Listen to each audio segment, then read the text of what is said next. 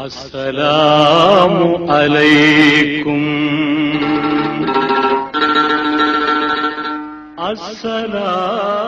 அஸ்ஸலாமு அலைக்கும். எல்லாம் அல்ல அல்லாஹு தஆலாவின் மாபெரும் கிருபையால் புனிதமிக்க ரமலான் மாதத்தின் இறுதி கட்டத்தில் நாம் வந்துவிட்டோம். இன்னும் எஞ்சி இருப்பது ஒரே ஒரு ஒற்றைப்படை இரவுதான். எல்லாம் அல்லாஹ் சுப்ஹானஹு தஆலா நாம் எந்த நோக்கத்திற்காக வேண்டி ஒன்று கூடியிருக்கிறோமோ அதை முழுமையான முறையிலே தருவதற்கு அல்லாஹு தஆலா நல்லதொரு வாய்ப்பை நமக்கு ஏற்படுத்தி தந்திருக்கின்றான். இங்கே கூடி இருப்பவர்கள் பாக்கியம் பெற்றவர்கள். எல்லாம் அல்லாஹ் சுப்ஹானஹு தஆலா இது போன்ற ஒரு வாய்ப்பை வருடத்திற்கு ஒரு முறை தான் நமக்கு தருவான். எல்லா ஒற்றைப்படை இரவுகளிலேயும் இது போன்ற விழாக்கள் வைப்பது கட்டாயம் என்று இருந்தாலும் ஒரு 27 என்று நாம் வருகின்ற பொழுது நாம் நம்முடைய நேரங்களை அல்லாஹ்விற்காக வேண்டி சதக்கா செய்ய வேண்டும். அரபியில ஒரு பழமொழி சொல்லுவார்கள், அதை சொல்வது மிக பொருத்தமாக இருக்கும் என்று நினைக்கின்றேன். அந்நசீபு யுசீபு வலவுகான தஹ்த ஜபலைன். உங்களுக்கு வர வேண்டியது வர வேண்டும் என்று இருந்திருந்தால் அது மலை அடிவாரத்தில் இருந்தாலும் கட்டாயமாக அல்லாஹு தஆலா கொண்டு வந்து சேர்ப்பான்.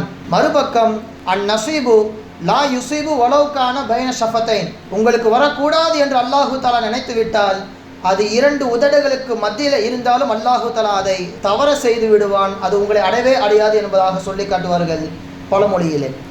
அந்த அடிப்படையில் ஒரு உயர்ந்த நோக்கத்திற்காக வேண்டி நாம் பள்ளிவாசலில் கூடியிருக்கிறோம். நமக்கு லைலத்துல் கத்ர் இரவு கிடைக்கும் என்கின்ற நியத்தோடு ஒன்று கூடியிருக்கிறோம். அல்லாஹ் சுப்ஹானஹு தஆலா கடைசி வரைக்கும் இந்த நிகழ்விலே கலந்து கொண்டு லைலத்துல் கத்ர் இரவை அறையக்கூடிய பாக்கியத்தை அல்லாஹு தஆலா தருவானாக என்கின்ற நல்ல துஆவுடன் ஆரம்பம் செய்கின்றேன். கண்ணியத்திற்குரியவர்களே, உலக நியதியிலே நமக்கு ஒரு வார்த்தை பழக்கப்பட்டிருப்போம். எவ்வளவுதான் முயற்சி செய்தாலும் பாடுபட்டாலும் முதலில் வந்தவர்கள் தான் மக்களின் பார்வையிலே சிறப்பிற்குரியவர்களாக படுவார்கள். எவ்வளவு முயற்சி செய்தாலும் அளவுக்கு மீறிய உழைப்பை போட்டாலும் கடைசியில் வந்தவர்கள் தான். அவர்கள் எவ்வளவு முயற்சித்தாலும் அவர்கள் மக்களுக்கு மத்தியிலே ஜொலிக்க மாட்டார்கள், மின்ன மாட்டார்கள். இது உலகத்தின் நியதி. ஆனால் இந்த நியதிற்கு மாற்றமாக இஸ்லாமிய மார்க்கத்தில் அல்லாஹு தஆலா ஒரு நியதியை வைத்திருக்கின்றான். இங்கே நாம் அனுப்பப்பட்டதில் கடைசி சமூகம் நம் சமூகமாக இருக்கின்றோம். அனுப்பப்பட்ட நபிமார்களில் கடைசி நபி நம்முடைய நபியாக இருக்கிறார்கள். ஆனால் நாளை மறுமை நாளிலே அந்த சுவனத்தில் கால் எடுத்து வைக்கும் முதல் நபர் நம்முடைய நபி, நம் உம்மத்தை சேர்ந்தவர்களாக தான் இருப்பார்கள். நஹ்னுல் ஆஹிருன், நாங்கள் கடைசியானவர்கள் தான். ஆனால் அஸ்ஸாபிகூன யௌமல் கியாமா, மறுமை நாளிலே நாங்கள் தான் முந்தியவர்கள் என்று சொல்வார்கள் அன்னலம் பெருமானார் ரசூலுல்லாஹி ஸல்லல்லாஹு அலைஹி வஸல்லம் அவர்கள். எனவே கண்ணியத்திற்குரியவர்களே, கடைசி உம்மத்தாக நாம் இருந்தாலும் அல்லாஹு தஆலா நம்மை எப்படியெல்லாம் மேன்மைப்படுத்தி வைத்திருக்கின்றான். இந்த உம்மத்து கொஞ்சம் கூட கஷ்டப்பட்டு விடக்கூடாது, அவர்கள் ஒருபோதும் துன்பப்பட்டு விடக்கூடாது என்பதற்காக அல்லாஹு தஆலா பார்த்து பார்த்து நமக்கு சலுகைகளை அள்ளி தெளித்திருக்கின்றான்.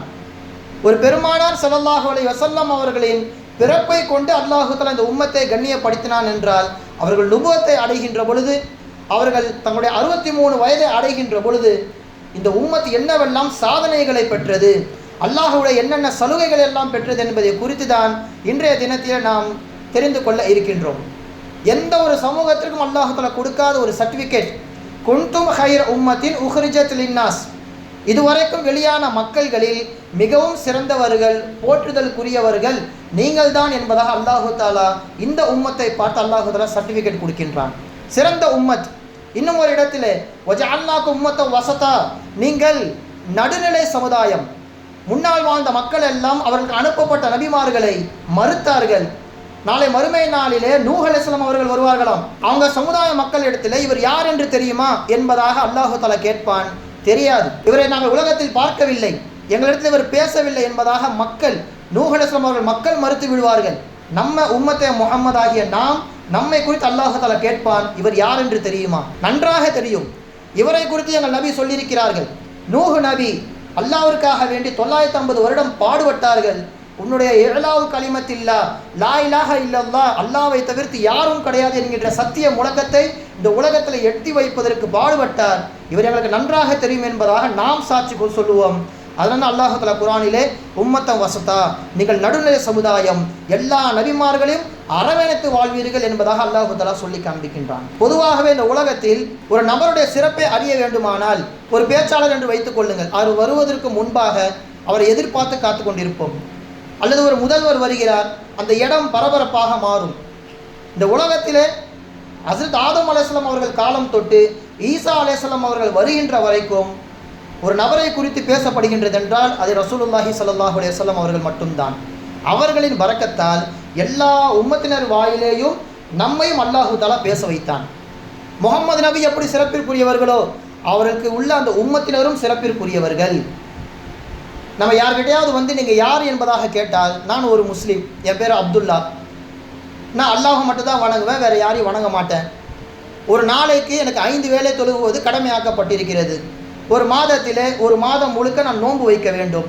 காசு இருந்தால் ஜக்காத்து கொடுக்க வேண்டும், வசதி இருந்தால் ஹஜ்ஜு செய்ய வேண்டும். இதுதான் ஒரு முஸ்லீமுடைய வரையறை என்பதாக நாம் சொல்லி முடித்து விடுவோம். இதே கேள்வியை முன்னால் வாழ்ந்த சமூக மக்களிடம் கேட்டால், கடைசி காலத்தில் ஒரு முகமது வருகிறாரே, அவர் உம்மத்தை குறித்து உங்களுக்கு தெரியுமா என்று கேட்டால், அந்த உம்மத்தில் வாழக்கூடிய மக்கள் வரிசையாக நம்மளுடைய சிறப்புகளை அடுக்குவார்கள். நாம் நம்மை பற்றி நன்றாக தெரிந்ததை விட நம்மளை விட சிறப்பாக அறிந்தவர்கள் முன்னால் வாழ்ந்த சமூகத்தினர். ஈசா நபியிடம் கேட்டால் பக்கம் பக்கமாக சொல்லுவார்கள். மூசா நபியிடம் கேட்டால் சிறப்பிற்கு மேல் சிறப்பை கூறி நம்மை ஆச்சரியப்பட வைப்பார்கள். அந்த அளவிற்கு இந்த உம்மத்தினை குறித்து அல்லாஹு தஆலா அவ்வளவு புகழ்ந்து பேசியிருக்கின்றான் முந்தைய சமூகத்திலே. அதனால தான் தௌராத் வேதத்தை படித்த மூசா அலைஹிஸ்ஸலாம் அவர்கள், யா அல்லாஹ், ஒரு உம்மத்தை பற்றி இவ்வளவு நீ புகழ்ந்து சொல்லியிருக்கிறாயே, அந்த உம்மத்தில் உள்ள சிறப்பை என் உம்மத்திற்கு தருவாயாக என்று கேட்கும் பொழுதெல்லாம் 10 தடவை கேட்கிறார்கள். ஒரு தடவை 2 தடவை இல்லை, 10 தடவை கேட்கும் போதும் அல்லாஹு தஆலா மறுத்து விடுகின்றான். சரி, இந்த சிறப்பு எனக்கு தான் கிடைக்கவில்லை, என்னோட உம்மத்துக்கு தான் கிடைக்கவில்லை, என்னுடைய நுபுவத்தை எடுத்துவிடு, என்னிடம் இல்லை அந்த ரசூல் என்கின்ற பட்டத்தை எடுத்துவிடு, என்னை அந்த உம்மத்தில் ஒரு நபராக என்னை ஆக்கி வையா அல்லாஹ் என்பதாக துவா செய்யும் பொழுதும் அந்த துவாவும் அல்லாஹு தஆலா மறுத்து விட்டான். அப்படி ஒரு சிறப்புகளை அல்லாஹு தஆலா தௌராத் வேதத்திலே நம்மை குறித்து சொல்லியிருக்கிறான் என்றால் எவ்வளவு நாம் பாக்கியமானவர்கள். மூசா நபி தௌராத் வேதம் கொடுத்தவுடன் படித்து பார்க்கிறார்கள். அதில் வந்துள்ள இத்தனை செய்திகளை சொன்னால் நீங்கள் ஆச்சரியப்படுவீர்கள். முதலில் தௌராத் வேதத்தை படிக்கிறார்கள். அதில் உள்ள செய்தி, ஹுமுல் ஆஹிரூன சாபிகூன், கடைசியில் வருவார்கள், ஆனால் அவர்கள் தான் முதன்மை பெற்றவர்கள். மறுமை நாளிலே ஒட்டுமொத்த உலகமும் 120 சஃப்புகளாக நிற்கும். அதில் 80 சஃப்புகள் முழுக்க இந்த உம்மத்தை முஹம்மது ஸல்லல்லாஹு அலைஹி வஸல்லம் அவர் சமூகத்தை சேர்ந்தவர்கள். அந்த 80 சஃபிலே உள்ளவர்கள் சொர்க்கத்தில் கால் எடுத்து வைக்காத வரைக்கும் மீதம் உள்ள 40 சஃபில் உள்ளவர்கள் யாரும் உள்ளே நுழைய முடியாது. கடைசியில் வந்தவர்கள் தான், ஆனால் அவர்கள் தான் சாபிகூன், முந்தியவர்கள், முதன்மை பெற்றவர்கள் என்பதாக தௌராத் வேதத்தில் பார்த்தவுடன், யா அல்லாஹ், இது என்னுடைய உம்மத்து தானே என்பதாக கேட்கிறார்கள். இல்லை, இது உம்மத்தே முஹம்மது என்பதாக அல்லாஹு தஆலா சொல்லிவிடுகின்றான். என் உம்மத்திற்கும் இந்த சிறப்பை தருவாயாக என்று கேட்க அல்லாஹு தஆலா முடியாது, மறுத்து விட்டான். மேலும் படிக்கிறார்கள், அஸ்ஸாபிகூனல் மஷ்ஃபூஉல் லஹும், மறுமை நாளிலே ஒரு கூட்டம் வரும், அந்த கூட்டத்திற்கும் நபி சிபாரிசு செய்வார், அந்த கூட்டமும் சிலருக்கு சிபாரிசு செய்வார்கள் என்று சொல்லப்பட்டிருக்கிறது. இது என்னுடைய உம்மத்து தானே என்பதாக மூசா நபி கேட்க, இல்லை, அது உம்மத்தே முஹம்மது. கடைசி காலத்தில் வரக்கூடிய நபியின் கூட்டம் நீங்கள் கிடையாது, உங்கள் கூட்டம் கிடையாது என்பதாக அல்லாஹு தஆலா மறுத்து விட்டான். அதுவும் அவர்களுக்கு கிடைக்கவில்லை. மூன்றாவதாக, ஹுமுல் முஸ்தஜீபூன் அல் முஸ்தஜாபு லஹும், அல்லாஹ் சொன்னதை அப்படியே செய்வார்கள். அவர்கள் என்ன கேட்டாலும் அல்லாஹு தஆலா அதை அப்படியே செய்து விடுவான். என்ன துவா கேட்டாலும் அல்லாஹு தஆலா நிறைவேற்றி விடுவான். அப்படிப்பட்ட சமூகம் என் சமூகம் தானே என்பதாக கேட்கிறார்கள். இல்லை, இதுவும் உங்கள் சமூகம் கிடையாது என்பதாக அல்லாஹு தஆலா மறுத்து விட்டான். நான்காவதாக, அனாஜீலுஹும் ஃபீ சுதூரிஹிம் யக்ரஊன லாஹிரன், தௌராத் வேதத்தை இதுவரைக்கும் சமூகத்தில் 2 பேர் தான் மனப்பாடம் பண்ணியிருக்கிறாங்க. ஒன்று மூசா நபி, அவர் நபி என்பதால் மனப்பாடம் செய்து விட்டார். இரண்டாவது அதே சமூகத்தில் வாழ்ந்த உஸைர் அலைஹிஸ்ஸலாம். இந்த 2 நபரை தவிர்த்து தௌராத்தை மனனம் செய்வதே கஷ்டம் உம்மத்திற்கு. அதனால தான் அதை திருத்தி எழுதுகின்ற பொழுது, மாற்றி அமைக்கின்ற பொழுது யாராலும் கண்டுபிடிக்க முடியவில்லை. இது சரியா தவறா என்று யாராலும் பிரித்து பார்க்க முடியவில்லை. எனவே கரை படிந்த வேதமாக தௌராத் வேதம் மாறிவிட்டது. ஆனால் கடைசி வரக்கூடிய சமூகத்திற்கு நான் அப்படி செய்ய மாட்டேன். அனாஜீலுஹும் ஃபீ சுதூரிஹிம், அவர்களுக்கு கொடுக்கப்பட்ட வேதத்தை அவர்கள் உள்ளத்தில் வைத்து நான் பாதுகாப்பேன் என்பதாக அல்லாஹு தஆலா தௌராத்திலே பதிவு செய்திருக்கின்றான். இங்கே எழுத்தளவில் உள்ள குர்ஆனை நீங்கள் மாற்றம் செய்தாலும் உலகளவில் இருக்கின்ற ஹாஃபில்மார்கள் மிகச்சரியாக அதை கண்டுபிடித்து விடுவார்கள். ஒரு யூதன் அப்படித்தான் செய்தான். தௌராத் வேதத்தில், அதாவது பைபிளில் உள்ள சில விஷயங்களை கலைந்தான், யாராலும் கண்டுபிடிக்க முடியவில்லை. தோரா என்று தற்காலத்திலே யூதர்கள் பயன்படுத்துகின்ற அந்த புத்தகத்திலிருந்து சில விஷயங்களை கலட்டி சில விஷயங்களை சேர்த்தான், யாராலும் கண்டுபிடிக்க முடியவில்லை. ஆனால் குர்ஆனில் ஒரு புள்ளியை அகற்றினாலும் ஹாஃபில்மார்கள் கண்டுபிடித்து விடுவார்கள். யாராலும் குர்ஆனை மாற்ற முடியாது.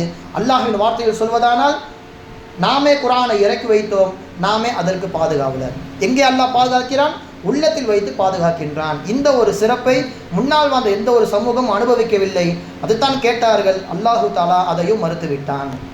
ஐந்தாவதாக மீண்டும் உம்மத்துன் யஅகுலூனல் ஃபைஅ, போர்க்களத்திலே முன்னால் வாழ்ந்த சமூகத்திலிருந்து போர் என்பது இருக்கிறது. ஒரு சமூகம் போர் செய்யும். அந்த போரில் எதிரிகள் விட்டு போன எல்லா பொருட்களும் அதற்கு ஹலால், அவர்கள் எடுத்து பயன்படுத்தி கொள்ளலாம். அந்த போரில் எதிரிகள் விட்டு சென்ற ஒட்டகங்கள், பாத்திரங்கள், வாள்கள் எல்லாவற்றையும் பயன்படுத்தி கொள்ளலாம் என்பதாக அதில் படிக்கின்ற பொழுது இது என்னுடைய உம்மத்து தானே என்பதாக கேட்கிறார்கள். இல்லை, உங்கள் உம்மத்திற்கு அது ஹராம். எந்த ஒரு சமூகத்திற்கும் போரின் கனிமத்து பொருட்கள் ஹலாலாக்கப்படவில்லை. நம்முடைய உம்மத்திற்கு மட்டும்தான் அது ஹலால் என்பதாக தௌராத் வேதத்திலே பதிவு செய்யப்பட்டிருக்கிறது. ஆறாவதாக அல்லாஹு தாலா தௌராத்திலே பதிவு செய்திருக்கின்றான், அந்த உம்மத்தில் உள்ளவர்கள் சதக்காவை சாப்பிடுவார்கள், சதக்காவை கொடுப்பார்கள், சதக்காவிற்கு கூலி என்பதாக அல்லாஹு தாலா சொல்லிவிடுகின்றான். இது என்னுடைய உம்மத் தானே என்று கேட்கிறார்கள். அங்கேயும் மறுக்கப்படுகிறது. ஏழாவதாக அந்த உம்மத்தை சேர்ந்தவர்கள் ஒரு விஷயத்தை நன்மை என்று கருதி அதை செய்ய வேண்டும் என்று ஆசைப்படுகிறார்கள். ஆனால் செய்ய முடியவில்லை. மனதளவில் நினைக்கிறார்கள், நினைத்ததற்கே நன்மை நான் கொடுப்பேன் என்று அல்லாஹு தஆலா சொல்கின்றான். ஒருவேளை அதை செயல் வடிவிலே கொண்டு வந்து விட்டால், செய்துவிட்டால் 10 நன்மை, நினைத்தால் 1 நன்மை, செய்துவிட்டால் 10 நன்மை என்பதாக அல்லாஹு தஆலா சொல்கின்றான். இது ஏழாவது. எட்டாவதாக அல்லாஹு தஆலா அதில் சொன்ன விஷயம், அதுவே ஒரு பாவத்தை நினைக்கிறான். அந்த உம்மத்தை சேர்ந்தவர்கள் பாவத்தை நினைக்கிறார்கள். நினைத்தால் பாவம் எழுதப்பட மாட்டாது. அதை செயல் வடிவிலே கொண்டு வந்து விட்டால் ஒரே ஒரு பாவம் தான் எழுதப்படும். நன்மையாக இருந்தால் 10, கெட்டதாக இருந்தால், தீமையாக இருந்தால் ஒரே ஒரு பாவம் தான் எழுதப்படும். இவ்வளவு சிறப்புகளை சொல்லும் பொழுது ஒரு நபிக்கு ஆசை இருக்காதா? என்னுடைய உம்மத்திற்கு இது கிடைத்தால் நல்லா இருக்குமே. என் உம்மத்திற்கு எதோ கிடைத்திருக்கிறது. அவர்களுக்கு வானத்திலிருந்து உணவு வந்திருக்கிறது. கடலை பிளந்து அல்லாஹ் அவர்களை கூட்டிக் கொண்டு சென்றான். ஒரு மாட்டில் உள்ள உறுப்புகளை எடுத்து அடித்தவுடன் இறந்து போனவர் எழுந்து தன்னை கொலை செய்தவன் யார் என்று சொன்னார். இப்படியெல்லாம் பல அற்புதங்கள் நிகழ்ந்தாலும் ஒரு உம்மத்திற்கென்று ஒரு ஸ்பெஷாலிட்டி இருக்கிறது அல்லவா? அந்த ஸ்பெஷாலிட்டி என் உம்மத்திற்கு வர வேண்டும் என்று ஆசைப்பட்டார்கள், துவா செய்தார்கள்.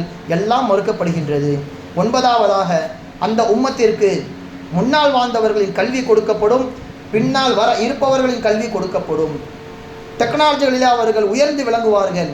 முன்னால் வாழ்ந்த சமூகத்தின் நபிமார்கள் வரலாறு தெரியும், அழிக்கப்பட்ட நபர்கள் வரலாறு தெரியும். இப்படி முன்பின் உள்ள எல்லா நபர்களின் வரலாறையும் நன்கு அறிந்திருப்பார்கள் என்று சொன்னவுடன் மூசா நபி கேட்கிறார்கள், என் உம்மத்திற்கு இது தருவாயாக. மறுக்கப்படுகிறது. 10வதாக அவர்கள் கேட்ட வார்த்தை இது.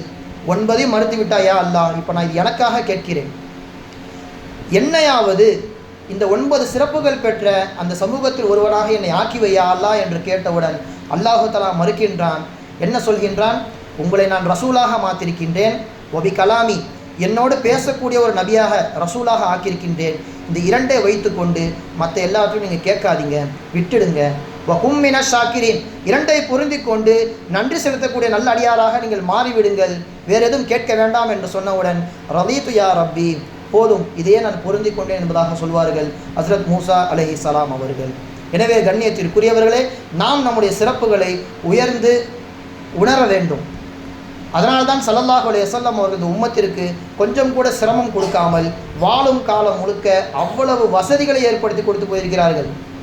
குர்ஆனிலே ரசூலுல்லாவின் பண்பு என்ன என்று நீங்கள் கேட்டால் ஒரு இடத்தில் வரும், அசீசுன் அலைஹி மா அனித்தும் ஹரீசுன் அலைக்கும் பில் முஃமினீன ரഊஃபுர் ரஹீம். முஃமின்கள் கஷ்டப்படுவது அவருக்கு கஷ்டத்தை ஏற்படுத்தும். வாழ்நாள் முழுக்க முஃமின்களுக்கு எப்படியாவது ஒரு நல்ல அந்தஸ்திற்கு கொண்டு போய் சேர்த்து விட மாட்டோமா என்று பேராசைப்படுகின்ற அளவிற்கு ரசூலுல்லா இருப்பார்கள் என்று குர்ஆன் பாராட்டுகிறது. அதனால்தான் அவர்கள் ஐவேளை தொழுகைக்கு மிஸ்வாக்கு செய்ய வேண்டும் என்று ஃபர்லாக நான் ஆக்கியிருப்பேன், ஆனால் இது உம்மத்திற்கு சிரமம் என்பதற்காகவே நான் ஆக்கவில்லை. கொஞ்சம் யோசித்து பாருங்கள். தொழுகைக்கு வந்துட்டோம், ஒழு செய்ய போகிறோம், மிஸ்வா கையில் இல்லை, இதுக்குன்னே வீட்டுக்கு போயிட்டு நம்ம வரணும். அல்லாஹு தஆலா அதை ஃபர்ல் ஆக்கியிருப்பான், ரசூலுல்லாஹ் சொன்னால் ஃபர்ல் ஆக்கியிருப்பான், ஆனால் அதை நான் முஸ்தஹப்பாக ஆக்கியிருக்கிறேன் என்று சொல்கிறார்கள் ஸல்லல்லாஹு அலைஹி வஸல்லம் அவர்கள்.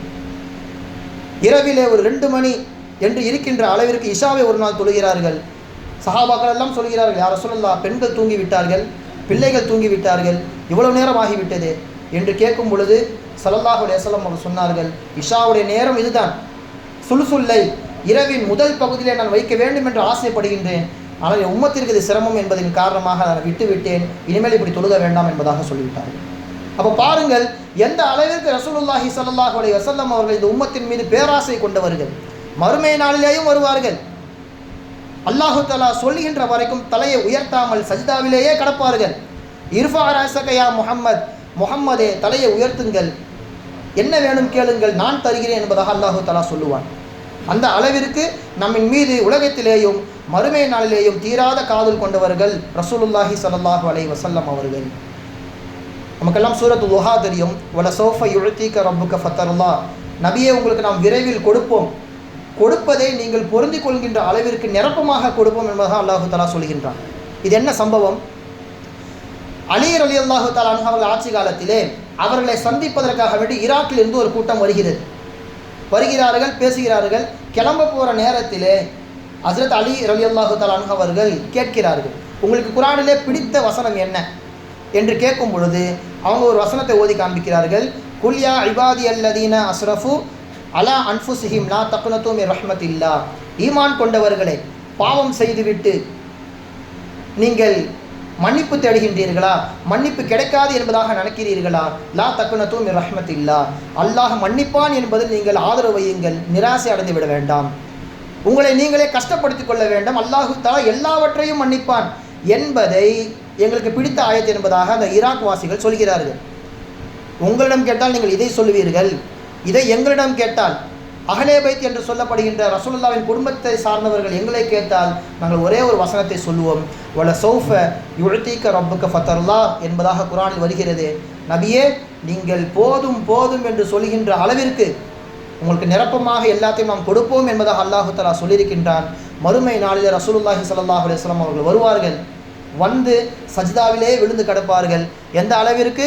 லா அர்லா வ வாஹிதும் மின் உம்மதி ஃபின்னார், என் உம்மத்தை சேர்ந்த ஒரு நபர் நரகத்தில் இருந்தாலும் நான் பொருந்தி கொள்ளவே மாட்டேன் யா அல்லாஹ், அவரையும் கொண்டு நீ சொர்க்கத்தில் சேர்ப்பாயாக என்று சொல்லுகின்ற அளவிற்கு ரசூலுல்லாஹி ஸல்லல்லாஹு அலைஹி வஸல்லம் அவர்கள் மண்டி போட்டு சஜ்தா செய்து விடுவார்கள்.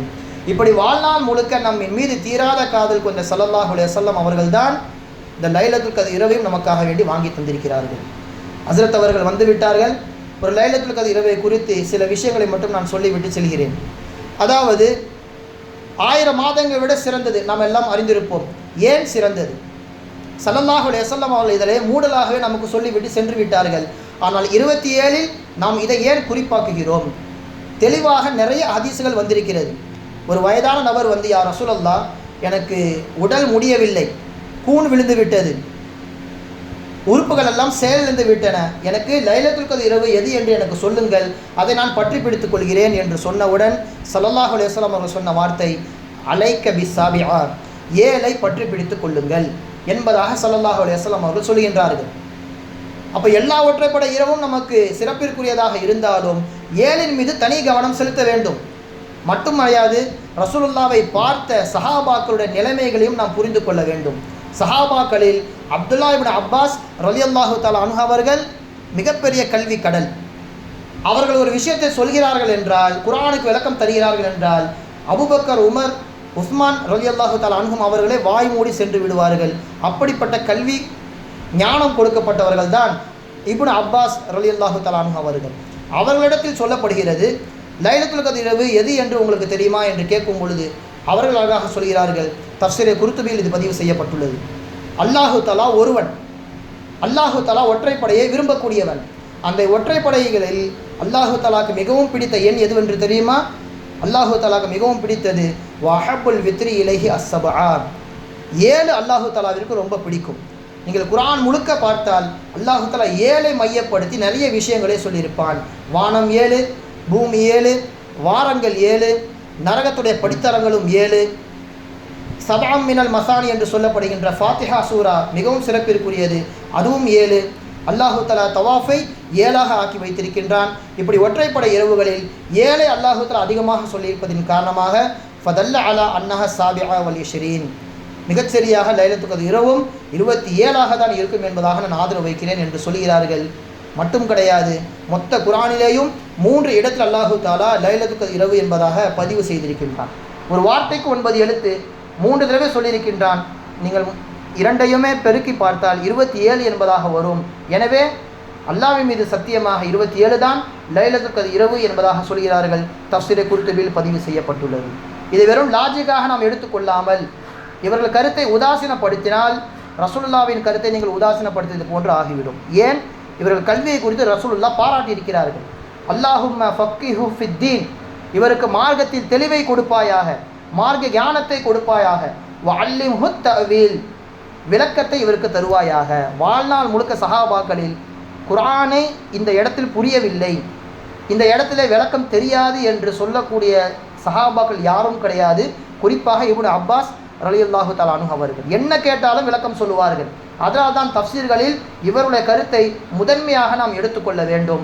அந்த அடிப்படையில் லைலத்துல் கத்ர் இரவை குறித்து மிக சரியாக அவர்கள் சொல்லியிருக்கிறார்கள் என்பதை நாம் புரிந்து கொண்டு இன்றைய இரவை மிக சரியான முறையில் நாம் பயன்படுத்துவதற்கு அல்லாஹு தஆலா தௌஃபீக் செய்வானாக. வ ஆகிரு தஅவானா அல்ஹம்துலில்லாஹி ரப்பில் ஆலமீன். அஸ்ஸலாமு அலைக்கும் வரஹ்மத்துல்லாஹி வபரகாத்துஹு. நஹ்மதுல்லாஹி அல்-அலீம் வ நுஸல்லி வ நுஸல்லிமு அலா ரசூலில் கரீம். அம்மா பஅத். قال الله تعالى في كلامه القديم والفرقان الحميد أعوذ بالله من الشيطان الرجيم بسم الله الرحمن الرحيم إنا أنزلناه في ليلة القدر صدق الله العظيم. وقال سيدنا ومولانا محمد صلى الله عليه وسلم في حديثه الشريف أعمار أمتي ما بين 60 إلى 70 أو كما قال عليه الصلاة والسلام. எல்லா புகழும் அகிலங்களின் அதிபதியாம் அல்லாஹ்வுக்கே உரித்தாகட்டும். சலாத்தும் சலாமும் கண்மணி நாயகம் முஹம்மது ரசூலுல்லாஹ் ஸல்லல்லாஹு அலைஹி வஸல்லம் அவர்கள் மீது, அவர்களை பின்பற்றி வாழ்ந்த உத்தம சஹாபாக்கள், தாபீன்கள், தபஉ தாபீன்கள்,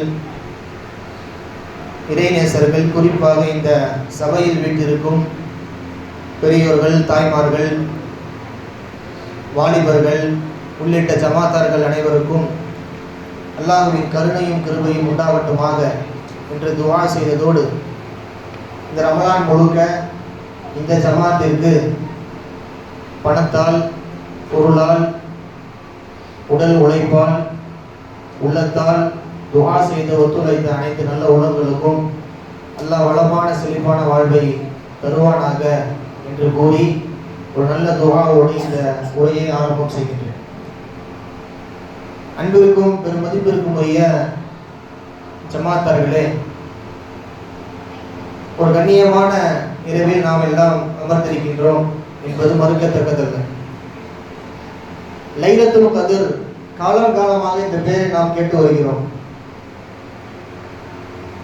கதிர் என்றால் என்ன அர்த்தம்? கதிர் என்றால் கண்ணியம் என்று அர்த்தம். குர்ஆன் இறங்கிய காரணத்தால் இந்த மாதம் கண்ணியத்துடைய மாதம் என்று பொருள்படுகிறது. இது ஒரு கோணம்.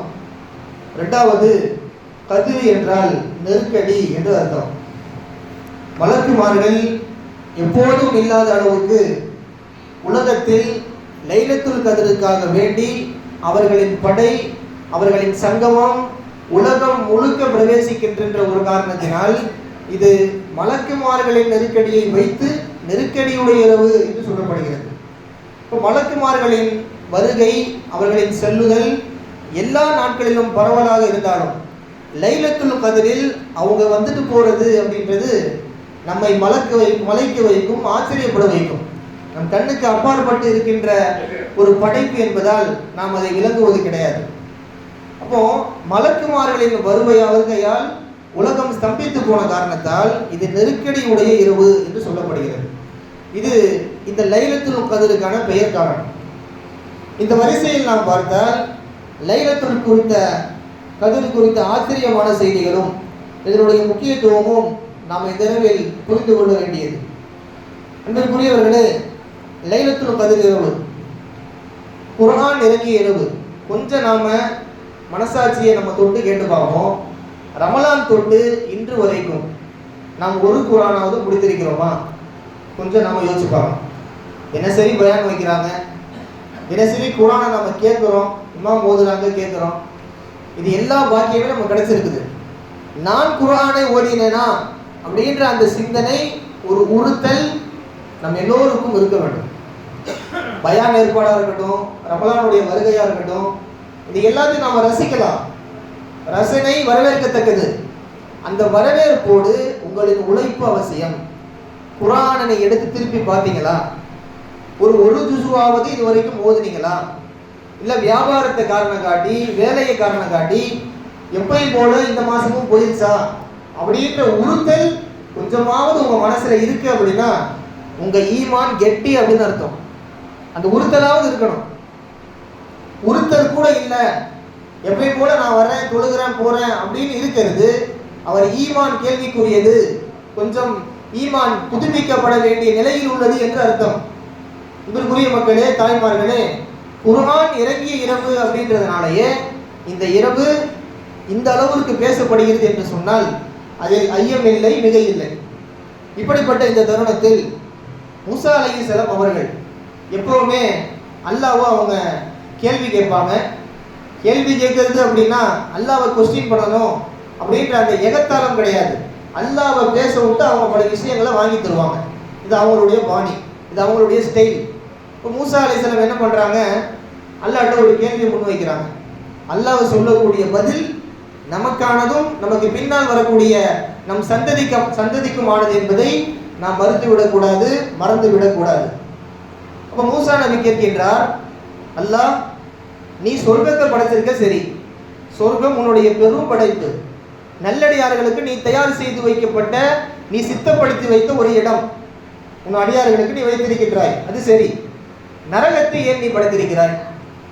நீ தான் அர்ஹமுர் ராஹிமீனாச்சே, எல்லா பாவங்களையும் மன்னிக்கின்ற ஒரு ரப்பாச்சே, நீ பாவத்தை மன்னிச்சு பாவம் செய்யக்கூடிய அடியார்களையும் சொர்க்கத்தில் நீ போட்டுடலாமே, நரகம் அப்படின்ற ஒன்று நீ படைக்காம இருந்திருக்கலாமே, படைச்சதுக்கான நோக்கம் என்ன அப்படின்னு அல்லாஹ்ட்ட தெரிஞ்சுக்கிறதுக்காக கேள்வி கேட்குறாங்க. அல்லாஹ் அவங்க கொஸ்டின் பண்ணல, அல்லாஹ்வுடைய படைப்பில் அவங்க கேள்வி எழுப்பல, தான் தெரிஞ்சுக்கணுன்றதுக்காக கேட்குறாங்க. அப்போ அல்லாஹ்வுடைய பதில் நம்மை ஆச்சரியப்பட வைக்கும், அது உண்மை என்று உள்ளம் ஏற்றுக்கொள்ள வைக்கும்.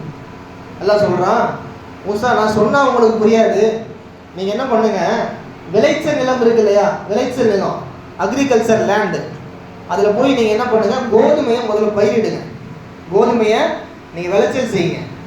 மூசா மும்முரமாக கிளம்புகிறார், விளைச்சல் செய்கிறார், கோதுமை பயிரிடப்படுகிறது, வீடு முழுக்க கோதுமை மூட்டை அடுக்கப்படுகிறது. அடுக்கப்பட்டதற்கு பின்பாக அல்லாஹ் மறுபடியும் பேசுகிறான், என்ன மூசா வேலை முடிஞ்சிருச்சு போல, நான் சொன்ன மாதிரியே கோதுமையெல்லாம் நீங்கள் பயிர் செஞ்சிட்டீங்க போல அப்படின்னோன்னு அவர் சந்தோஷமாக பதில் கொடுக்கிறார், ஆமியா அல்லாஹ் நீ சொன்னால் நிச்சயம் நான் செய்வேன் அப்படின்னு சொல்லிட்டு பிறகு மூசா அலைஹிஸ்ஸலாம் அவர்கள் அவங்கள்ட்ட அல்லாஹ் கேட்குறான், சரி மூசா கோதுமையெல்லாம் பயிர் செஞ்சாச்சு சரிதான், அந்த கோதுமையோட ஒட்டி இருக்குமே, உரசி இருக்குமே, அந்த சருகுகள் பதறுகள்லாம் எங்கே போச்சு? கோதுமை எடுத்து உள்ள வச்சிட்டீங்க, ரைட்டு, கோதுமையை சர்வ் பண்ணிட்டீங்க, உங்கள் உழைப்பு ஃபுல்லாக கோதுமையில் போட்டு கோதுமையை பயிர் செஞ்சு உள்ளே வச்சாச்சு வீட்டுக்குள்ள, கோதுமையில் இருக்கக்கூடிய, கோதுமையோடு உரசி இருக்கக்கூடிய அதனுடைய தோடுகள், அந்த சருகுகள், பதறுகள், இதெல்லாம் எங்கே போட்டீங்க? இது அல்லாஹ்வுடைய கேள்வி. மூசா என்ன சொன்னார்? நாம் என்ன பதில் சொல்கிறோமோ அதான் அவர் சொன்னார். கோதுமையை நம்ம பயிரிடுறோம் அப்படின்னா அதில் வரக்கூடிய வேஸ்டேஜ், அதை நான் குப்பையில் போட்டேன், அல்லாஹ் அது நமக்கு தேவையில்லை இல்லையா அப்படின்னு சொன்ன உடனே அல்லாஹ் பதில் சொல்லுகிறான், அந்த பதறுகள் தான், அந்த சருகுகள் தான் நரகவாதிகளுக்கு, பாவம் செய்யக்கூடிய மக்களுக்கு நான் ஏற்படுத்தி வைத்த நரகம், அது படைக்கப்பட்டுள்ளது என்று சொல்லுகிறான் அல்லாஹ். அப்போ சொர்க்கவாதிகளா எல்லாரையுமே ஆக்கிட முடியாது. நரகத்தை படைச்சிருக்கேன் அப்படின்னா என்ன காரணம்? பாவம் செய்யாமல் நோன்பு வைனா வைக்க மாட்டான், தொழுகனா தொழுக மாட்டான், ரம்ஜானுக்காவது நீ பள்ளிக்கு வாப்பான் அப்படின்னா பள்ளிக்கு வர மாட்டாங்க, பெற்றோர்களை மதிப்பதில்லை, குழந்தைகளை பார்த்து கொள்வதில்லை, மனைவிகளை உதாசீனப்படுத்துதல், நண்பர்களை ஆமோதிக்காமல் இருப்பது, உடன் பிறப்புகளை நீங்கள் கொச்சப்படுத்துவது, உலகத்தில் இருக்கக்கூடிய எல்லா பாவத்தையும் செய்வான். இவனை எப்படி நான் சொர்க்கத்தில் போடுறது?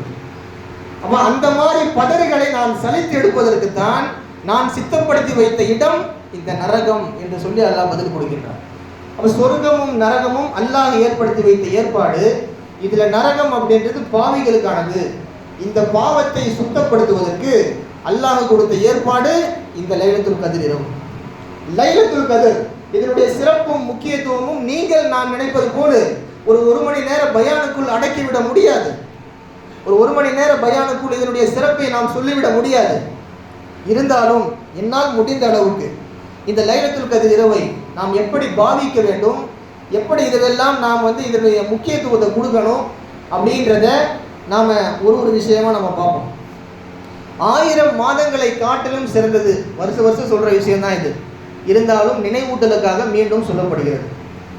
இன்னா அன்சல்னாஹு ஃபீ லைலத்துல் கத்ர் என்று ஆரம்பிக்கப்படக்கூடிய இந்த சூரா இருக்கு இல்லையா, இதில் அல்லாஹ் சொல்கிறான் லைலத்துல் கத்ரி கைரும் மின் அல்ஃபி ஷஹர், இந்த இரவு 1000 மாதங்களை காட்டிலும் சிறந்தது.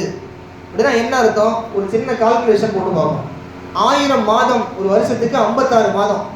இப்படியே நீங்கள் 1000 மாதத்தை நீங்கள் வருஷ கணக்கில் போட்டீங்க அப்படின்னா 83 வருஷம் வரும். 83 வருஷம். 1000 மாதம் அப்படின்றது வருஷ கணக்கில் நீங்கள் மல்டிபிள் பண்ணுங்கள், 83 வருஷம். அப்போ அந்த 83 வருஷம் ஒரு அடியான் ஆணோ பெண்ணோ அவன் நின்று உட்கார்ந்து படுத்து வணங்கிய அந்த நன்மையை இந்த ஒரு இரவில் அவன் செய்தால் நான் கொடுப்பேன் என்று சொல்லுகிறான். நல்லா இறைவனின் வாக்கு இது, இறைவனின் வாக்கு. அப்போ 83 வருஷம் ஒருத்தன் நின்று அவன் உட்கார்ந்து அமல் செஞ்சான் அப்படின்னா அந்த அமலுடைய அந்த வீரியத்தை, தாக்கத்தை, நன்மையை இந்த ஒரு இடவில் நான் கொட்டுவேன், நான் அள்ளி தெளிப்பேன் என்று சொல்லுகிறான் அல்லாஹ். அதுக்கு நாம் தயாராக இருக்கணும். இந்த இரவினுடைய சிறப்பு ஒரு பக்கம் இருந்தாலும் இந்த 83 வருஷம் செஞ்ச அந்த அமலுக்கான கூலி இருக்கு இல்லையா, அது நமக்கு கிடைக்கணும்னா நாம அமல் செய்யணும். தயவு செஞ்சு வெளியே இருக்கிறவங்க எல்லாமே கொஞ்சம் உள்ளே வந்துருங்க. இது நம்ம எல்லா நாளையும் பண்ணுற மாதிரி ஒரு சாதாரண பயான் கிடையாது, ரொம்ப முக்கியத்துவம் வாய்ந்த பயான். வேலைகள் இருக்கவங்களை தவிர்த்து மற்றவங்களாம் தயவு செஞ்சு உள்ளே வந்துருங்க. நீங்கள் வேஸ்ட் பண்ணக்கூடிய ஒவ்வொரு நிமிடமும் அது பாவத்தில் கழிக்கக்கூடியது, நன்மைகளை வீணடிக்கக்கூடிய நிமிஷம் அப்படின்றது ஞாபகம் வச்சுக்கோங்க. இன்ஷா அல்லாஹ் இந்த பயான் நிச்சயம் மனமாற்றத்துக்கான காரணமாக அமையும் என்று நாம் அல்லாஹ்விடத்தில் பிரார்த்திப்போம். இவருக்குரியவர்களே, இந்த பாவ மன்னிப்புடைய இரவு, பாவ மன்னிப்பு என்பது பிரதானமாக இருக்க வேண்டும். அதற்கு முன்பாக ஹஜரத் அவர்கள் சொல்லி சென்றது போல் ஒரு சில விஷயங்களை கூறி இந்த 27 தான் லைலத்துல் கத்ர் இரவு என்று நான் ஊர்ஜிதப்படுத்தி கொள்கிறேன். ரசூல் ஸல்லல்லாஹு அலைஹி வஸல்லம் அவர்களுக்கு சஹாபாக்களை ஓதவிட்டு கேட்பது அவங்களுக்கு பிடிக்கும். ரசூல்லாவே அழகாக ஓதுவாங்க, அதில் மாட்டு கருத்து இல்லை. தன் தோழர்கள் சஹாபாக்கள் ஓதுனா ரசூல்லா அதை கேட்பாங்க, ரசிப்பாங்க. அது ரசூல்லாவுக்கு ரொம்ப பிடிக்கும். அப்போ தன் தோழர்கள் ஓதுவதை எம்பெருமானார் ஸல்லல்லாஹு அலைஹி வஸல்லம் அவர்கள் கேட்பது ரொம்ப அலாதியானது, பிரியமானது. இதில் எல்லா சஹாபாக்களும் கேட்கறதுக்கு அழகாக ஓதுனாலும் ஒரு 4 சஹாபிகள், பிரபல்யமான 4 சஹாபிகள் இருக்கிறாங்க. அந்த 4 பேர் ஓதுறதை ரசூல்லா ரொம்ப ரசித்து கேட்பாங்க. ஒன்று சாலிம் ரலியல்லாஹு அன்ஹு, ஒன்று இப்னு மஸ்ஊத் ரலியல்லாஹு அன்ஹு, ஒன்று உபய் இப்னு கஅப் ரலியல்லாஹு அன்ஹு, ஒன்று முஆத் இப்னு ஜபல் ரலியல்லாஹு அன்ஹு. இதில் உபய் இருக்கார் இல்லையா, இவர் சையதுல் குர்ரா அப்படின்னா காரிகளின் தலைவர், குர்ஆனை அழகாக ஓதக்கூடிய மக்களுக்கெல்லாம் தலைவர் என்று மகுடம் சூட்டப்பட்ட ஒரு சஹாபி. யார்? உபய் இப்னு கஅப். இந்த உபய் சொல்லுகிறார், லைலத்துல் கத்ர் இரவு என்பது ரமலான் மாதத்தில் உண்டு, அது கடைசி 10 உண்டு, கடைசி 10 ஒற்றை இரவில் உண்டு, அந்த ஒற்றைப்படை இரவில் 27 தான் உண்டு அப்படின்னு சத்தியம் விட்டு சொல்லுகிறார். ஏன் உபய் இப்னு கஅப் பற்றி நான் சொல்கிறேன் அப்படின்னா, சொல்கிற ஆள் யாருன்னு தெரிஞ்சாதான் சொல்கிற விஷயத்துக்கு மதிப்பு இருக்கும். ஒரு விஷயத்தை நாம் சொல்கிறோம் அப்படின்னா, ஒரு விஷயம் எல்லாரும் சொன்னாலும் ஒரே மாதிரி இருக்காது, சொல்கிற ஆளை பொறுத்து அதனுடைய தாக்கம் வேறு மாதிரி இருக்கும். அப்போ மற்ற சஹாபி சொன்னாங்கன்னு நான் சொல்லலை, ரசூல் ரசித்த ஒரு சஹாபி இந்த வார்த்தையை சொல்கிறார். என்ன அப்படின்னா, ஒற்றைப்படை இரவில் 27 தான் லைலத்துல் கத்ர் உண்டு என்று நான் அல்லாஹ்வின் மீது சத்தியம் செய்கிறேன் என்று சொல்லுகிறார் அந்த சஹாபி. இப்போ இந்த ஒரு விஷயம், இதற்குரிய மக்களே, இந்த 27 தான் லைலத்துல் கத்ர் என்று நாம் நம்பி ஆதரவு வைத்து நிச்சயம் நாம் ஃபஜ்ர் வரைக்கும் அமலில் ஈடுபட்டு ஆக வேண்டும். ஒவ்வொரு நிமிஷமும் லட்சக்கணக்கான, கோடிக்கணக்கான பண மதிப்பு அளவு தாண்டி அளவு அப்படின்னு நீங்கள் புரிஞ்சுக்கோங்க. சாதாரண விஷயம் கிடையாது. நீங்கள் நாம் யூஸ் பண்ணுற, கவனிக்கிற, பேசுகிற எல்லாமே ஒவ்வொரு நிமிஷம் நம்ம கடந்து போயிட்டு இருக்குது. இன்னும் லைலத்துல் கத்ர் முடிய இன்னும் ஒரு சில மணி நேரங்களே இருக்கிறது அப்படின்ற அந்த பதட்டமும் அந்த தெளிவும் உங்கள்கிட்ட அவசியம், ரொம்ப ரொம்ப அவசியம். அப்போ ஒரு சுவாரஸ்யமான தகவல் என்ன அப்படின்னா, முன்னாடி வாழ்ந்த சமூகம் எல்லாமே நீங்க பாருங்க, நூஹ் அலைஹிஸ்ஸலாம் சமுதாயம் 900 வருஷம் 1000 வருஷம் வாழ்ந்தாங்க. அசால்ட்டா 900 வருஷம் 1000 வருஷம் இப்படி வாழ்ந்தாங்க. இஸ்ரேவேலர்கள் அவங்கள பாருங்க, கிட்டத்தட்ட பார்த்தீங்கன்னா ஒரு 600-700 இந்த வயசுல வாழ்றாங்க. கேட்கும் போதே முளைக்க வைக்குதா? அடுத்து மூசா அலைஹிஸ்ஸலாம் அவர்கள், அவங்க சமூகம் ஒரு 400-500 அசால்ட்டா சர்வ சாதாரணமா அப்படி ஒரு தெம்பையும் பலத்தையும் உடல் விஸ்தீரணத்தையும் அல்லாஹ் எல்லா விதத்திலும் கொடுத்திருந்தான் அந்த சமூகத்துக்கு. இவங்களாம் வாழ்ந்து ஒரு சில நூற்றாண்டுகள் ஆகிடுச்சு, பல நூற்றாண்டுகள் கடந்து முன்னாடி வாழ்ந்த சமூகம் இவங்க, ரசூலுல்லாஹ்வுக்கு முன்னாடி வாழ்ந்த சமூகம். அப்போ இப்படி 400, 600, 900, 1000 இப்படியெல்லாம் வாழ்ந்த சமூகம் முதல்ல இருந்துச்சு. இந்த சமூகத்திற்கு மத்தியில் மூசா அலைஹிஸ்ஸலாம் சமூகம் பாருங்க, அதுல வாழ்ந்த ஃபிரௌன் இருக்கான் பாத்தீங்களா, அன ரப்புக்குமுல் அலா, உங்களின் உயர்ந்த இறைவன் நான் என்று சொல்லி இந்த உலகத்திற்கு யாரும் சொல்லாத வார்த்தை. சைத்தான் கூட அந்த வார்த்தையை சொன்னது இல்லைங்க.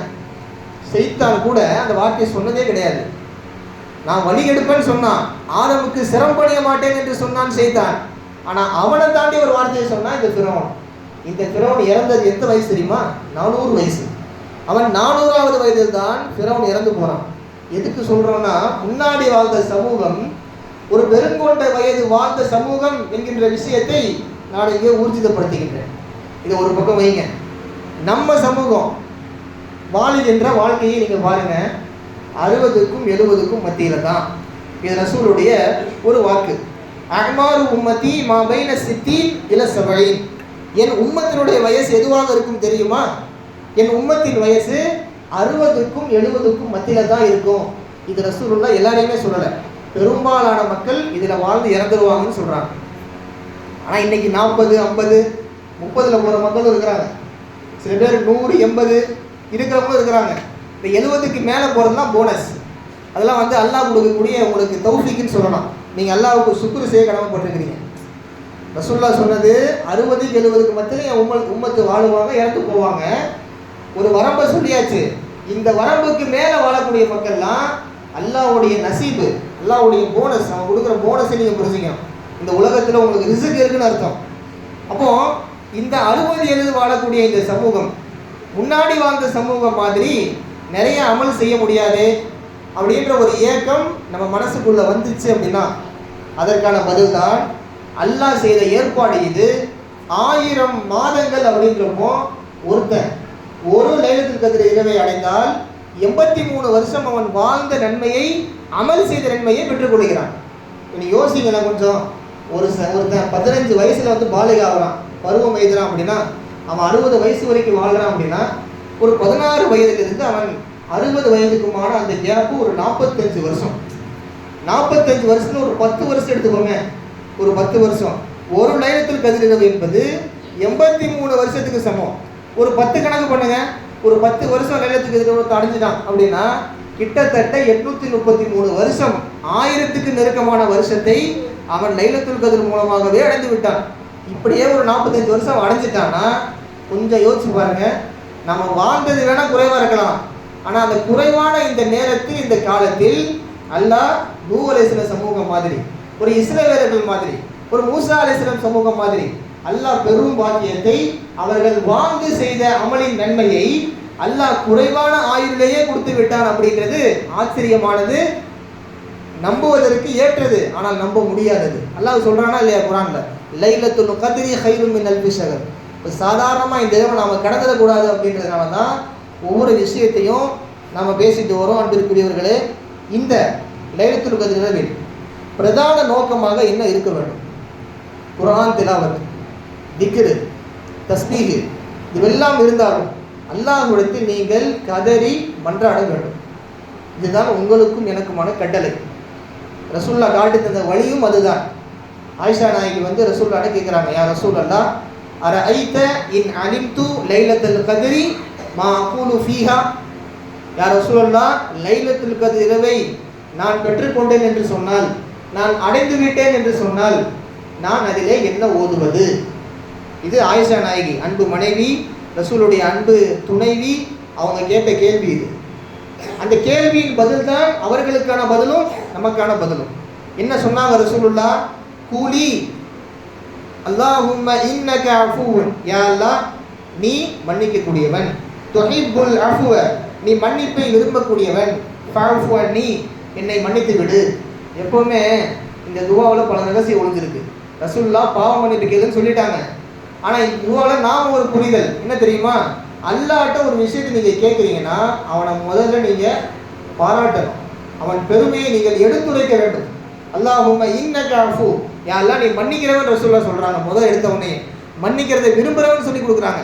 எடுத்தவொடனே பாவத்தை மன்னி கேளு ஆயிஷா அப்படின்னு சொல்லலை. ரசூலுல்லாஹ் என்ன சொல்கிறாங்க?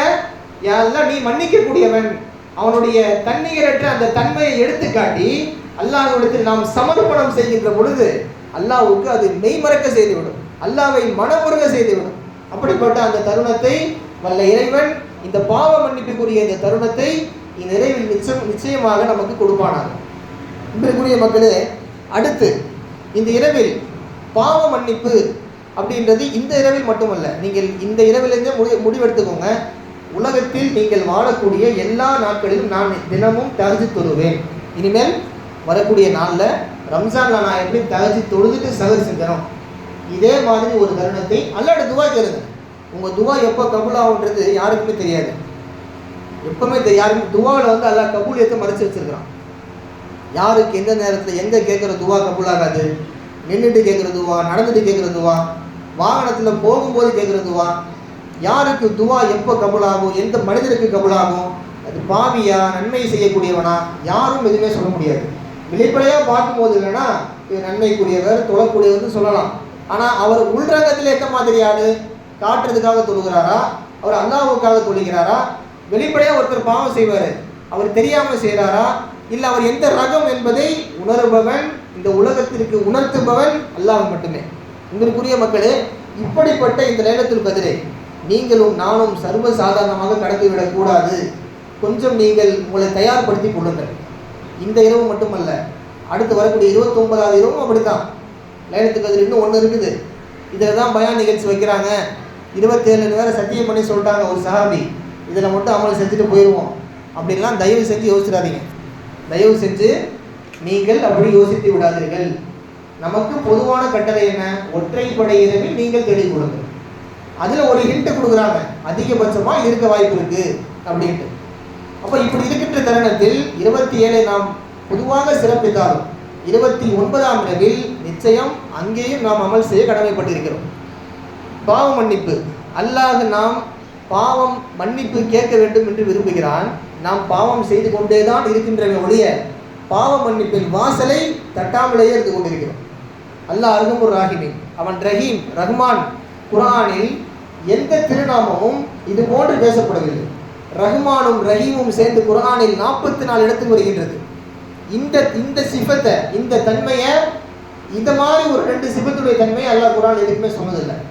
ஜப்பார்னு அதிகமாக சொன்னதில்லை, கஹார்னு சொன்னதில்லை, வாஹிதுன்னு சொன்னதில்லை. சொல்லியிருக்கிறான் கொஞ்சம் ஆங்காங்கே, அல்லாஹ் தொட்டு விட்டு சென்றிருப்பான். ஆனால் ரஹ்மானையும் ரஹீமையும் அல்லாஹ் சொல்லிக் கொண்டே இருப்பான். என்ன காரணம்? அவனுக்கு இருக்கக்கூடிய 99 திருநாமங்களில் அவனே ரசித்த திருநாமம் ரஹ்மானும் ரஹீம். இது என்ன அர்த்தம்? திருநாமத்தை அல்லாஹ் ரசிக்கிறான்றது ரைட்டு, குர்ஆனில் வருதுன்றது ரைட்டு. என்ன அர்த்தம்? ரஹ்மான்னா தண்ணீரற்றவன், அளவற்ற அருளாளவன். இப்போ நாமெல்லாம் வந்து ஒருத்தருக்கு இறக்கம் காட்டுறோம், அவனை மன்னிச்சு விட்றோம் அப்படின்னா அது ஒரு லிமிட் இருக்கும். அதுக்கு மேலே நம்ம விருப்பாயிருவோம், மன்னிக்க மாட்டோம். உலகத்தில் ஒரு மனுஷன் எல்லையற்ற மன்னிப்பானோ மன்னிக்க மாட்டான். மனுஷனுடைய குணம் ஜிபில்லத் அப்படி தான், அவன் அப்படி தான் படைக்கப்பட்டிருக்கான். மனுஷன் என்ன பாவம் செஞ்சாலும் நல்லா மன்னிப்பேன்னு சொல்கிறான். எஃபிரு துனூப ஜமியா, நீங்கள் என்ன பாவம் செஞ்சாலும் மன்னிப்பேன், சிறுக்கு மட்டும் செஞ்சிடாத, சிறுக்க மட்டும் நீ செஞ்சிடாத, எனக்கு இணையாக ஒருத்தர் நீ ஆக்கின உன்னை தூக்கி ஓரமாக போட்டுருன்னு சொல்லிட்டான் அல்ல. அதை மட்டும் செஞ்சிடாத, சிறுக்க மட்டும் தவிர்த்து நீ என்ன பாவத்தை, மானக்கேடான பாவத்தை நீ செய்தாலும் என்னிடத்தில் வந்து கேட்டு பாவ மன்னிப்பை பெறுகின்ற உரிமை உனக்கு உண்டு என்று சொல்லுகிறான் இந்த உலகத்திற்கு அல்லாஹ். இப்போ பாவ மன்னிப்பை நாம் கண்டிப்பாக இந்த இரவில் கேட்டு அல்லாஹ்வை உலுக்கி பிடிக்க வேண்டும். அல்லாஹ்வை நீங்கள் உரிமையோடு அவனை நீங்கள் வரவேற்க வேண்டும். நானே ஒரு பாவம் செய்கிறவன், நான் எப்படி அல்லாஹ்ட்ட கேட்கறது, அந்த தயக்கம் உங்கள்கிட்ட இருக்கக்கூடாது. என்றைக்குமே பாவம் செய்கிறோன்னா அதுலேருந்து திருந்தி நான் வாழ போகிறேன்ற அந்த கான்ஃபிடென்ட்டு அந்த உறுதித்தன்மை உங்கள் மனசில் இருக்கணும். அல்லாஹ் கொடுப்பான்ற அந்த நினைப்பும் உங்கள் மனசில் இருக்கணும். நம்ம செய்யாத பாவத்தெல்லாம் வந்து உலகத்தில் யாருமே செஞ்சிருக்க மாட்டாங்க. நம்ம அவ்வளோ செஞ்சுட்டோம். இந்த தெருவுலையே நான் தான் மோசமான பாவம் செஞ்சவன், நான்லாம் பள்ளிவாசலுக்கு போனான், நான்லாம் இந்த இரவில் வந்து உட்காந்து துவா செஞ்சான், எல்லாம் மன்னிப்பானா, யோசிக்கவே தேவையில்லை. மௌத்து வரைக்கும் தௌபாவுக்கான வாசலை அல்லாஹ் திறந்து வைத்து வா வா என்று கூப்பிடுகிறான். இன்னம தௌபத்து லில்லதீன யஅமலூன ஸூஅ பிஜஹாலா. தௌபா யாருக்கு இருக்குது தெரியுமா? நீங்களோ நானோ நினைக்கிற மாதிரி ஒரு பாவம் செய்து விட்டால் அல்லாஹ் கதவை மூடி விட்டான் என்று நீங்கள் யோசித்து விடாதீர்கள். அல்லாஹ் சொல்லுகிறான், தௌபா இவங்களுக்கு உண்டு. யார் அந்த மனிதர்? தெரியாமல் ஒரு பாவத்தை செய்து விட்டார். சும்ம யத்தூபூன மின் கரீம். அவர் உடனே இன்னைக்கோ நாளைக்கோ ஒரு வாரம் கழிச்சோ அல்லது ஒரு மாதம் கழிச்சோ, ஏன் ஒரு வருடத்தின் கழிச்சோ, அந்த ஒரு வருடம் அப்படின்றத நாமளாக இருக்கிறோம். நாம் இருக்கக்கூடிய கேட்டகரி அதுதான். வருஷம் லைலத்துல் கத்ரில் இந்த பாவ மன்னிப்புக்கு நம்ம கொஞ்சம் டோஸ் போட்டு ஏற்றுறோம் அப்படின்னா என்ன காரணம் தெரியுமா? அந்த சும்ம யத்தூபூன மின் கரீம். இமாம் பெருமக்கள் சொல்லி தருகின்றார்கள், அந்த கரீப் என்பது உடனே செய்யணும் அப்படின்றது ஒரு நாளாக இருக்கலாம், ஒரு வாரமாக இருக்கலாம், ஒரு மாசமாக இருக்கலாம், ஏன் ஒரு வருடமாக கூட இருக்கலாம். அப்போ அந்த ஒரு வருடத்திலாவது செய்த பாவ சுமையை நாம் இறக்கி வைப்பது கட்டாய கடமை என்பதை நீங்கள் சிந்திக்க வேண்டும். சொல்லிட்டு அல்லாஹ் சொல்கிறான், இவங்க பாவத்தை நான் மன்னிச்சிருவேன், ஆனால் யார் பாவத்தை மன்னிக்க மாட்டேன் தெரியுமா? வலைஸத்தி தௌபத்து லில்லதீன யஅமலூன ஸய்யிஆத் ஹத்தா இதா ஹலர அஹதஹுமுல் மௌத். மௌத்து வர வரைக்கும் இவர் வந்து பாவ மன்னிப்பே கேட்டிருக்க மாட்டார். பள்ளிவாசலுக்கு அவருக்கு தொடர்பே இருக்காது, அசால்ட்டாக இருப்பார். எல்லாம் மன்னிச்சிருவான்ற அசால்ட்டு, பாவம் செஞ்சா அப்படின்னு எல்லாம் பிடிச்சிட போகிறானா அப்படின்ற எகத்தாலும், இப்படி பலவித ஒரு எண்ண ஓட்டங்களோடு அவருடைய வாழ்க்கை பயணப்பட்டு கொண்டு இருக்கும். திடீர்னு நோய்வாய்ப்பட்டு என்ன பண்ணுவார் ஆளு? மௌத்து நம்மளை கூப்பிட போகுது, அல்லாஹ் கூப்பிட போகிறான், தௌபா கேட்ட வேண்டியதான் அப்படின்னு கிட்டத்தட்ட முடிவுக்கு வந்துடுவார். ஊரில் இருக்க எல்லா பாவத்தையும் செஞ்சுட்டு கடைசியில் என்ன ஆவார்னா, மௌத்து சமயத்தில் தொண்டையை பிடிக்கின்ற சமயத்தில் யாரெல்லாம் நான் தௌபா செய்கிறேன், என்னை மன்னிச்சிரு அப்படின்னு இவர் வருவார். இவரைத்தான் அல்லாஹ் சொல்கிறான், வலைஸத்தி தௌபத்து லில்லதீன யஅமலூன ஸய்யிஆத் ஹத்தா இதா ஹலர அஹதுஹுமுல் மௌத். மௌத்து வரைக்கும் வரை நீங்கள் தௌபாவை தள்ளி போடாதீர்கள். அப்படி தள்ளி போட்டீங்கன்னா உங்களுக்கு தௌபாவே இல்லைன்னு சொல்கிறான் அல்லாஹ். இப்போ மௌத்து வர வரைக்கும் தௌபா உண்டு. மௌத்தை நீங்கள் கண்ணில் பார்த்துட்டீங்க, அடுத்த நொடி நீங்கள் இறக்க போகிறீங்க அப்படின்னா அங்கே தௌபா கேட்காதீங்கன்னு சொல்கிறான் அல்லாஹ். அங்கே தௌபா உனக்கு கிடையாது. இது முதல் விஷயம். சொல்லிட்டு அல்லாஹ் சொல்கிறான், வேற யாருக்கு தௌபா கிடையாது? என் வசனங்களை புறக்கணிக்கக்கூடிய, என்னை புறக்கணிக்கக்கூடிய எந்த நபருக்கும், எந்த காஃபிருக்கும் தௌபா கிடையாது என்று சொல்லுகிறான் அல்லாஹ். எந்த காஃபிரும் கிடையாது, காஃபிருக்கு மன்னிப்பே கிடையாது, எந்த ஒரு வரவேற்பும் மறுமையில் அவனுக்கு இருக்காது. நான் ஸக்கீஹிம் வலா யன்துரு இலைஹிம், ஹதீஸ்ல ஆங்காங்கே இந்த வார்த்தையை பார்க்கலாம். எந்த காஃபிருக்கும் எந்த காஃபிரை நான் பார்க்கவும் மாட்டேன், பரிசுத்தப்படுத்தவும் மாட்டேன் என்று சொல்லுகிறான் அல்லாஹ் ஜல்லஷானஹு தஆலா. இதற்குரிய மக்களே, நன்றாக கவனியுங்கள். பாவ மன்னிப்பு அல்லாஹ் நிச்சயம் நாம் முஸல்லாவில் கையேந்தி கேட்டால், சஜிதாவில் அவனிடத்தில் கண்ணீர் வடித்தால் நிச்சயம் அவன் மனமுருகி போவான், நிச்சயம் மனமுருகுவான். அதற்கு பல வரலாற்று சான்றுகள் உண்டு. விதியவே மாற்றக்கூடியவன் அவன். விதி எழுதி வச்சிருப்பான், நம்ம துவா விதியை மாற்றும். நம்மளுடைய கூப்பாடு, நம்மளுடைய அறை கூவல் ரப்பை, அவன் மனதை, அவன் விதியை மாற்றி எழுத வைத்து விடும். உங்களுக்கோ எனக்கோ 1000 பிரச்சனை இருக்கலாம், சுயமாகவோ குடும்பத்தில் பிள்ளைகள் ரீதியாக மனைவி ரீதியாக. இதுதான் வாழ்க்கைன்னு முடிவு பண்ணுறாதீங்க. நீங்கள் இறங்கி அல்லாஹ்ட தௌபா செஞ்சீங்க அப்படின்னா உங்கள் தௌபாவை ஏற்பதற்கு அல்லாஹ் இது போன்ற இரவில் தயாராக இருக்கிறான் என்பதை நீங்கள் புரிந்து கொள்ள வேண்டும். ஒரு பெண்மணி மூசா அலைஹிஸ்ஸலாம் அவங்கள்ட்ட வர்றாங்க. எல்லோரும் அதிகமாக அறிந்த ஒரு சம்பவம் தான், பிரபலியமான சம்பவம். மூசா அலைஹிஸ்ஸலாம் அவங்கள்ட்ட வராங்க. மூசா அலைஹிஸ்ஸலாம் அவர்களே, எனக்கு மலட்டுத்தன்மை இருக்குது, குழந்தை மீதான ஆசையும் அந்த பாசமும் ரொம்ப அதிகமாக இருக்குது, ஆனால் எனக்கு மலட்டுத்தன்மை இருக்குது, எனக்கு அல்லாஹ்ட்ட துவா செய்யுங்களேன் அப்படின்னு கேட்கும்போது மூசா அலைஹிஸ்ஸலாம், யா அல்லாஹ் இந்த பெண்ணுக்கு குழந்தை பாக்கியத்தை கொடுப்பாயாக அப்படின்னு துவா செய்கிறாங்க. அல்லாஹ் என்ன பண்ணுறான், மூசா அந்த பெண்ணினுடைய விதிப்பலகையில் நான் பார்த்தேன், அகீம் என்று எழுதப்பட்டிருக்கிறது. அவளை நான் அகீம்னு எழுதியிருக்கிறேன். அகீம் அப்படின்னா மலடுன்னு அர்த்தம். ஐந்து காஃபி யாமீன். அகீம் அப்படின்னா மலட்டுத்தன்மை உள்ளவள் அப்படின்னு அர்த்தம். மலட்டுத்தன்மை உள்ள பெண் அவளுக்கு அந்த பாக்கியம் இல்லை மூசா, சொல்லிடு, நீ அந்த பெண்ணுக்கிட்ட சொல்லிடு. மூசா அலைஹிஸ்ஸலாம் அந்த பெண்ணுக்கிட்ட உடனே சொல்கிறாங்க, அம்மா நீ மலட்டுத்தன்மை உள்ள பெண், அல்லாஹ் உன் விதியில் அப்படி தான் எழுந்திருக்கிறான், அதனால் குழந்தை பாக்கியம் இல்லை, நடக்கிறது நடக்கும், அல்லாஹ்வுடைய விதி, போயிட்டு வான்னு அனுப்பிச்சு வச்சிட்டாங்க மூசா அலைஹிஸ்ஸலாம். மூசா அலைஹிஸ்ஸலாம் ஒரு சில வருடங்களில் அந்த பெண்ணை பார்க்கிறார், அந்த பெண்ணோடு ஒரு குழந்தை இருக்கிறது. நல்லா கவனிங்க, இந்த சம்பவத்தெல்லாம் நம்ம கேட்டுட்டோம் அப்படின்னா அல்லாஹ் எவ்வளோ பெரிய அருகுமுர் ராஹிமீன் அப்படின்றது நீங்கள் மற்றவங்கள்ட்ட நீங்கள் சொல்லுவீங்க, நீங்கள் தாவா பண்ணுவீங்க. குழந்தையோட பார்க்குறாங்க மூசா அலைஹிஸ்ஸலாம், பார்த்து அந்த பெண்ணை கூப்பிட்டு மூசா அலைஹிஸ்ஸலாம் கேட்குறாங்க, அன்னைக்கு நான் பார்த்து சொன்னேன், அல்லாஹ்ட்ட கேட்டு சொன்னேன், அல்லாஹ் உன்னை மலடின்னு சொல்லியிருந்தான், விதிப்பலைகளை போட்டுருந்துச்சுமா, ஆனால் இப்போ குழந்தையோட இருக்கிற, எப்படி இந்த குழந்தைய பாக்கியம் அப்படின்னு கேட்டுட்டு, நான் அல்லாஹ்வை நம்பினேன், அல்லாஹ் குழந்தையை கொடுத்தான் சொல்லிட்டு மூசா அலைஹிஸ்ஸலாம் தான் அவங்க எப்போவுமே அல்லாஹ்ட்ட கேள்வி கேட்டுருவாங்க. அல்லாஹ் வாயிலேருந்து எதாவது வரணும், அல்லாஹ் அவங்க பேச விட்டு ரசித்து பார்ப்பாங்க, இது அவங்களுக்கு ரொம்ப பிடிக்கும். அல்லாஹ் அன்னைக்கு நீ சொன்ன இந்த பெண் மலடி அப்படின்னு நானும் அமுச்சு வச்சிட்டேன், இன்னைக்கு அந்த பெண்ணை நான் பார்க்குறேன், ஒரு குழந்தையோட அந்த பெண்ணை போயிட்டு இருக்கிறாங்க, இதுக்கு என்ன காரணம் யாரில், இதனுடைய பின்புலம் என்ன அப்படின்னு கேட்கும்போது அல்லாஹ் சொல்லுகிறான், மூசா இந்த பெண்ணை நான் அகீம் அகீம் என்று சொல்லி எழுதினேன், அவள் என்னை பூமியில் அந்த மண்ணில் இருந்து கொண்டு என்னை ரஹீம் ரஹீம் என்று அழைத்தாள். ரஹீம்னா என்ன அர்த்தம்? கிருபை உடையவன், நிகரற்ற கருணை காட்டுபவன், கிருபை காட்டுவன், கருணை உடையவன் என்று அர்த்தம்.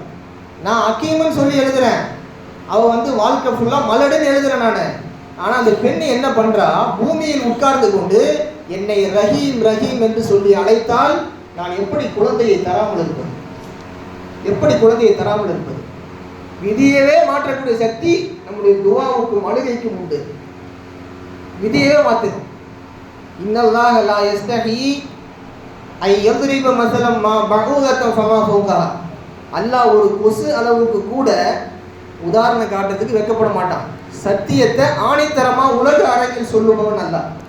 உலகத்தில் எதிரிகள்கிட்ட சத்தியத்தை சொல்றதுல நபிமார்கள்ட்ட யார்கிட்டையோ சத்தியத்தை சொல்றதுக்கு அல்லாஹ் கூச்சப்பட மாட்டான், வெட்கப்பட மாட்டான், சொல்லுவான். இது அவனுடைய யதார்த்த தன்மை இது. ஆனால் அந்த அல்லாஹ் வெட்கப்படுற இடம் என்ன தெரியுமா? ஒரே ஒரு ஸ்பாட்டு, நாம துவா கேட்டு நம்ம கையை வெறுங்கையா அனுப்புறதுக்கு அல்லாஹ் யோசிக்கிறான். அல்லாஹ் வெட்கப்படுறாங்க, அல்லாஹ் வெட்கப்படக்கூடிய ஒரு ஸ்பாட்டு இது. வாழ்க்கையில, உலகத்துல, மறுமையில எல்லா இடத்துலையும் அல்லாஹ் வெட்கப்படாம எதையுமே செய்வான். சத்தியத்தை நிலைநாட்டுறதுக்கு அவன் என்ன வேணா செய்வான். எதிரிகளை அவன் பந்தாடுறது என்ன வேணா பண்ணுவான் அல்லாஹ். ஆனா அந்த அல்லாஹ் ஒரு இடத்தில் வெட்கப்படுகிறான் என்று சொன்னால், என் அடியான், என்னை நேசித்தவன், என்னை ஈமான் கொண்டவன் கையேந்தி துவா கேட்டு விட்டால் அவன் கையை வெறுங்கையாக திருப்பி அனுப்புவதற்கு நான் வெட்கப்படுகிறேன் என்று சொல்கிறான் அல்லாஹ். கொஞ்சம் யோசிச்சு பாருங்க, இந்த பயான்லாம் நம்ம எதுக்கு பண்ணுறோம் அப்படின்னா, இந்த சம்பவத்தெல்லாம் கேட்டு கொஞ்சம் நீங்கள் அமல் செய்யணும் அப்படின்றதுனால தான். பயானில் வர சம்பவத்தை கவனிச்சுட்டு, ஓ இப்படியெல்லாம் இருக்கு போல அப்படின்னு காதில் கேட்டுட்டு போகிறதுக்கல்ல இந்த பயான். அதுக்கு நம்ம பயான் பண்ணலை. கொஞ்சம் இந்த லைலத்துல் கத்ர் இரவில் நீங்கள் இருந்து அமல் செய்வதற்குத்தான் இது போன்ற சம்பவங்களை நாம் சொல்லுகிறோம், இது போன்ற ஹதீஸுகளை சொல்லுகிறோம். நீங்கள் மட்டுமல்ல, உங்கள் மனைவி, ஏன் உங்கள் பிள்ளைகளை அதிகமாக இஸ்திக்ஃபார் செய்ய சொல்லுங்கள்.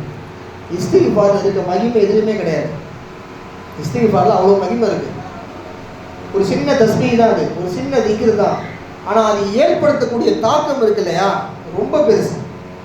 ஹசன் பஸ்ரி ரஹ்மத்துல்லாஹி அலைஹி அவங்கள்ட்ட ஒரு மனிதர் கேட்குறாரு, எங்கள் ஊரில் மழை பெய்யல, ஊரில் மழையே பெய்ய மாட்டேங்குது. நம்மள்கிட்ட ஒருத்தர் சொல்கிறாருன்னா நாம் என்ன சொல்லியிருப்போம் பதிலுக்கு? உங்கள் ஊரில் மரம் வளர்க்குறீங்களா, செடி வளர்க்குறீங்களா? அதுவாக தான்ப்பா காரணமாக இருக்கும்.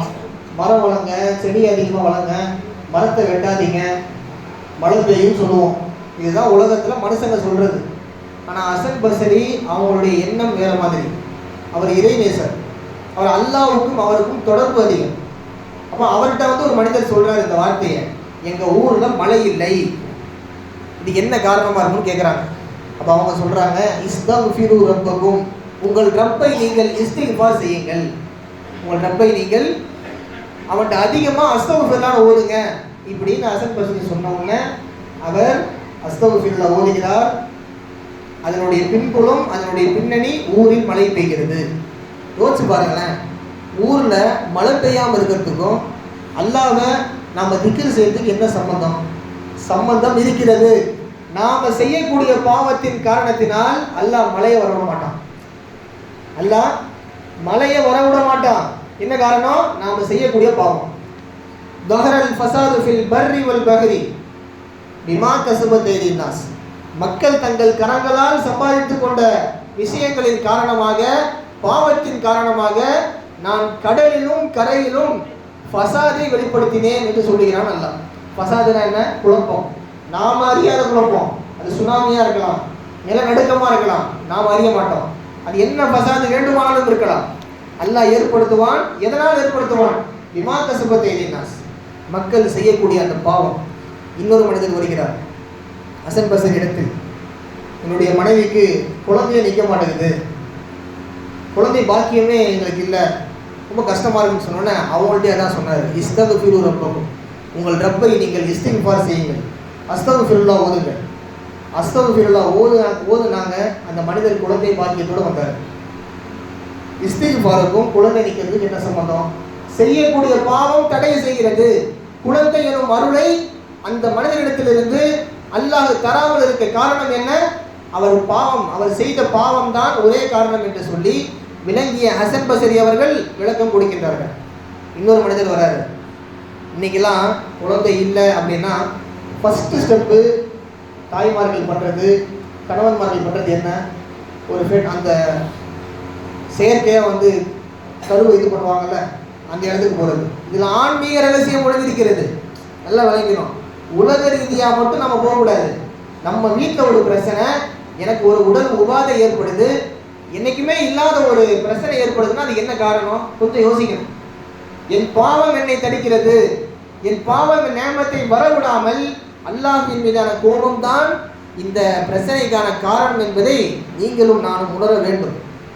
சும்மா வெளிப்படையான காரணத்தை வச்சுக்கிட்டு நாம் போய் டாக்டர்கிட்ட மருந்து கேட்குறதோ, செயற்கை கருவை உருவாக்குறதோ, வேறு இன்னும் பிற காரணங்கள், அதெல்லாம் அடுத்து உலக காரணங்கள். ஆன்மீக ரகசியம் உள்ளே ஒளிந்திருக்கிறது என்பதை ஹசன் பஸ்ரி அவர்கள் பாடம் புகட்டுகின்றனர். இஸ்திக்ஃபார் மட்டும் செய்ய, நடக்கிறத மட்டும் பாரு. நீங்களும் நானும் இஸ்திக்ஃபார் செய்ய பழகிக்கொள்ள வேண்டும். இந்த இரவு மட்டும் இல்லை, இது ஒவ்வொரு தொழுகைக்கு பின்னாடி ஒரு 100 தடவை இஸ்திக்ஃபார் செய்யுங்க. உங்கள் வாழ்க்கையில் இருக்க எல்லா பிரச்சனையும் போயிடும். இஸ்திக்ஃபார் செய்கிற பழக்கத்தை உருவாக்கிக்கோங்க. ஒரு சின்ன திக்ர் தான். குழந்தை கூட நீங்கள் கற்றுக்கலாம், குழந்தைய கூட நீங்கள் சொல்லலாம், மறக்காமல் அவங்க ஓதுவாங்க. குழந்தைகள்லாம் ஒரு விஷயத்தை பழகிட்டாங்க அப்படின்னா அவங்க அவ்வளோ சீக்கிரம் மறக்க மாட்டாங்க. நாம் கூட மறந்துடுவோம். அவங்க நம்மள்ட்ட கேட்பாங்க, அத்தா இஸ்திக்ஃபார் ஓதுனீங்களா அப்படின்னு கேட்பாங்க. இந்த அளவுக்கு நம்ம குடும்பத்தை இஸ்லாமிய மையப்படுத்தணும் அப்படின்னா சின்னதாக ஆரம்பிக்கணும். நீங்கள் பெருசாக பண்ணிட்டு இருக்கக்கூடாது. அப்போ இஸ்திக்ஃபார் போன்ற அமல் இந்த இரவில் பிரதானமான அமல். அல்லாஹ்விடத்தில் நீங்கள் பாவத்தை கேட்கின்ற, பாவ மன்னிப்பு நீங்கள் கேட்கின்ற பொழுது இஸ்திக்ஃபாரை நிச்சயம் நீங்கள் மறந்து விடாதீர்கள். ஏன்னா பாவம் தான் எல்லா பிரச்சனைக்குமே காரணம்.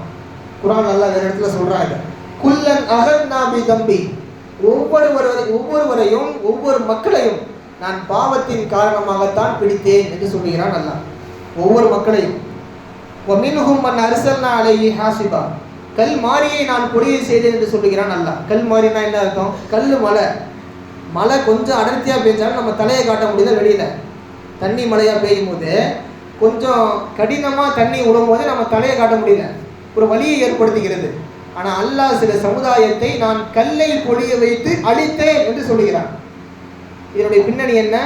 குல்லன் அகத்னா பி தம்பி, அந்த சமுதாயத்தை, அந்த மக்களை நான் பாவத்தின் காரணமாக பிடித்தேன் என்று சொல்லுகிறான் அல்லாஹ். வீட்டில் ஒரு பிரச்சனைனா புரிஞ்சுக்கோங்க. உங்களுக்கும் மனைவிக்கு பிரச்சனைனா நீங்கள் புரிஞ்சுக்கோங்க. உங்கள் பிள்ளை சொல் பேச்சு கேட்க மாட்டேங்குது, அடங்க மாட்டேங்குதுன்னா நீங்கள் புரிஞ்சுக்கணும், நீங்கள் பாவம் அதிகமாக செய்தீங்க. உங்கள் பாவம் தான் உங்கள் பிள்ளையை அடங்க விடாமல் செய்கிறது. உங்கள் பாவம் தான் வியாபாரத்தில் பரக்கத்தை வர விடாமல் செய்யுது. உங்கள் பாவம் தான் உங்களுக்கும் மனைவிக்கும் மத்தியில் நல்ல ஒரு இணக்கத்தை ஏற்படுத்தாமல் இருக்கிறது என்பதை நீங்கள் புரியும் வரை அல்லாஹ் அதற்கு தீர்வே தரமாட்டான். இன்னல்லாஹ லா யுகையிரு மா பி அன்ஃபுஸிஹிம் அப்படின்ற ஒரு வசனம் நமக்கு தெரியும். நாம மாறுகின்ற வரை மனமாற்றம் நம்மகிட்ட ஏற்படணும். அல்லாஹ் மாற்றுவான், அல்லாஹ் தான் படைச்சான், அவன் பார்த்துப்பான் அப்படின்னு அசால்ட்டாக விட்டுறது அல்ல இது. நாம் மனமாற்றம் அடைகின்ற பொழுதுதான் முழுக்க முழுக்க நம் வாழ்வில் அல்லாஹ்வும் மாற்றத்தை ஏற்படுத்துவான். இப்போ அல்லாஹ் சொல்றான், கல்மாரியை நான் கொடுத்தேன். ஒமின்ஹும் மன் அகதத்துஹு செய்ஹா. செய்ஹா என்றால் பேரிடி. பேரிடி நாம் நினைத்து பார்க்காத இடி. கொஞ்சம் இடி நார்மலாக அடிக்கும் போது நாம் அதை உள்ளே இருந்து ரசித்து கேட்குற நாம ஒரு பேரிடியாக விடும்போது நாம் பயப்பட ஆரம்பிச்சிருவோம். என்ன இந்த வாட்டி ரொம்ப அதிகமாக இருக்குது இடி அப்படின்ட்டு அந்த கேள்வி நம்ம மனசுக்குள்ளே பிறக்கும். இப்போ மழை கடுமையாக இருக்கும் போது அப்படின்ட்டு அந்த டாக்கு அந்த பேசுகிற நமக்குள்ளே ஓடும். பார்த்துருக்கீங்களா? அல்லாஹ் வேதனைக்காகவே நான் சொய்கத்தை இறக்கினேன் என்று சொல்லுகிறான். சொய்கத்து என்றால் பேரிடி, சப்தம் என்று அர்த்தம். காதை பிளக்கின்ற விண்ணை பிளக்கும் சப்தம்னு சொல்கிறாங்களா இல்லையா தமிழில்? ஒரு எதுகை முறை சொல்லும்போது விண்ணை பிளக்கக்கூடிய பேச்சு, விண்ணை பிளக்கின்ற சத்தம் அப்படின்னு சொல்லுவாங்க. அப்படின்னா என்ன அர்த்தம்? அந்த அளவுக்கு பயங்கரமான சப்தம். அப்போ இந்த செய்யத்துக்கு சொன்னால் அது தகும். சொல்லிட்டு அல்லாஹ் சொல்கிறான், மின்ஹும் ஹசப்னா பிஹில். கல்மாரியை பொழிய செஞ்சேன், பேரிடியை கொடுத்தேன். இன்னொரு சமூகத்தை நான் என்ன பண்ணேன் அப்படின்னா, பூமிக்குள்ள புதையுற செய்தேன், அவர்களை புதைத்தேன் என்று சொல்லுகிறான் அல்லாஹ். இதெல்லாம் நம்ம சமூகம் யாருமே பார்த்ததில்லை.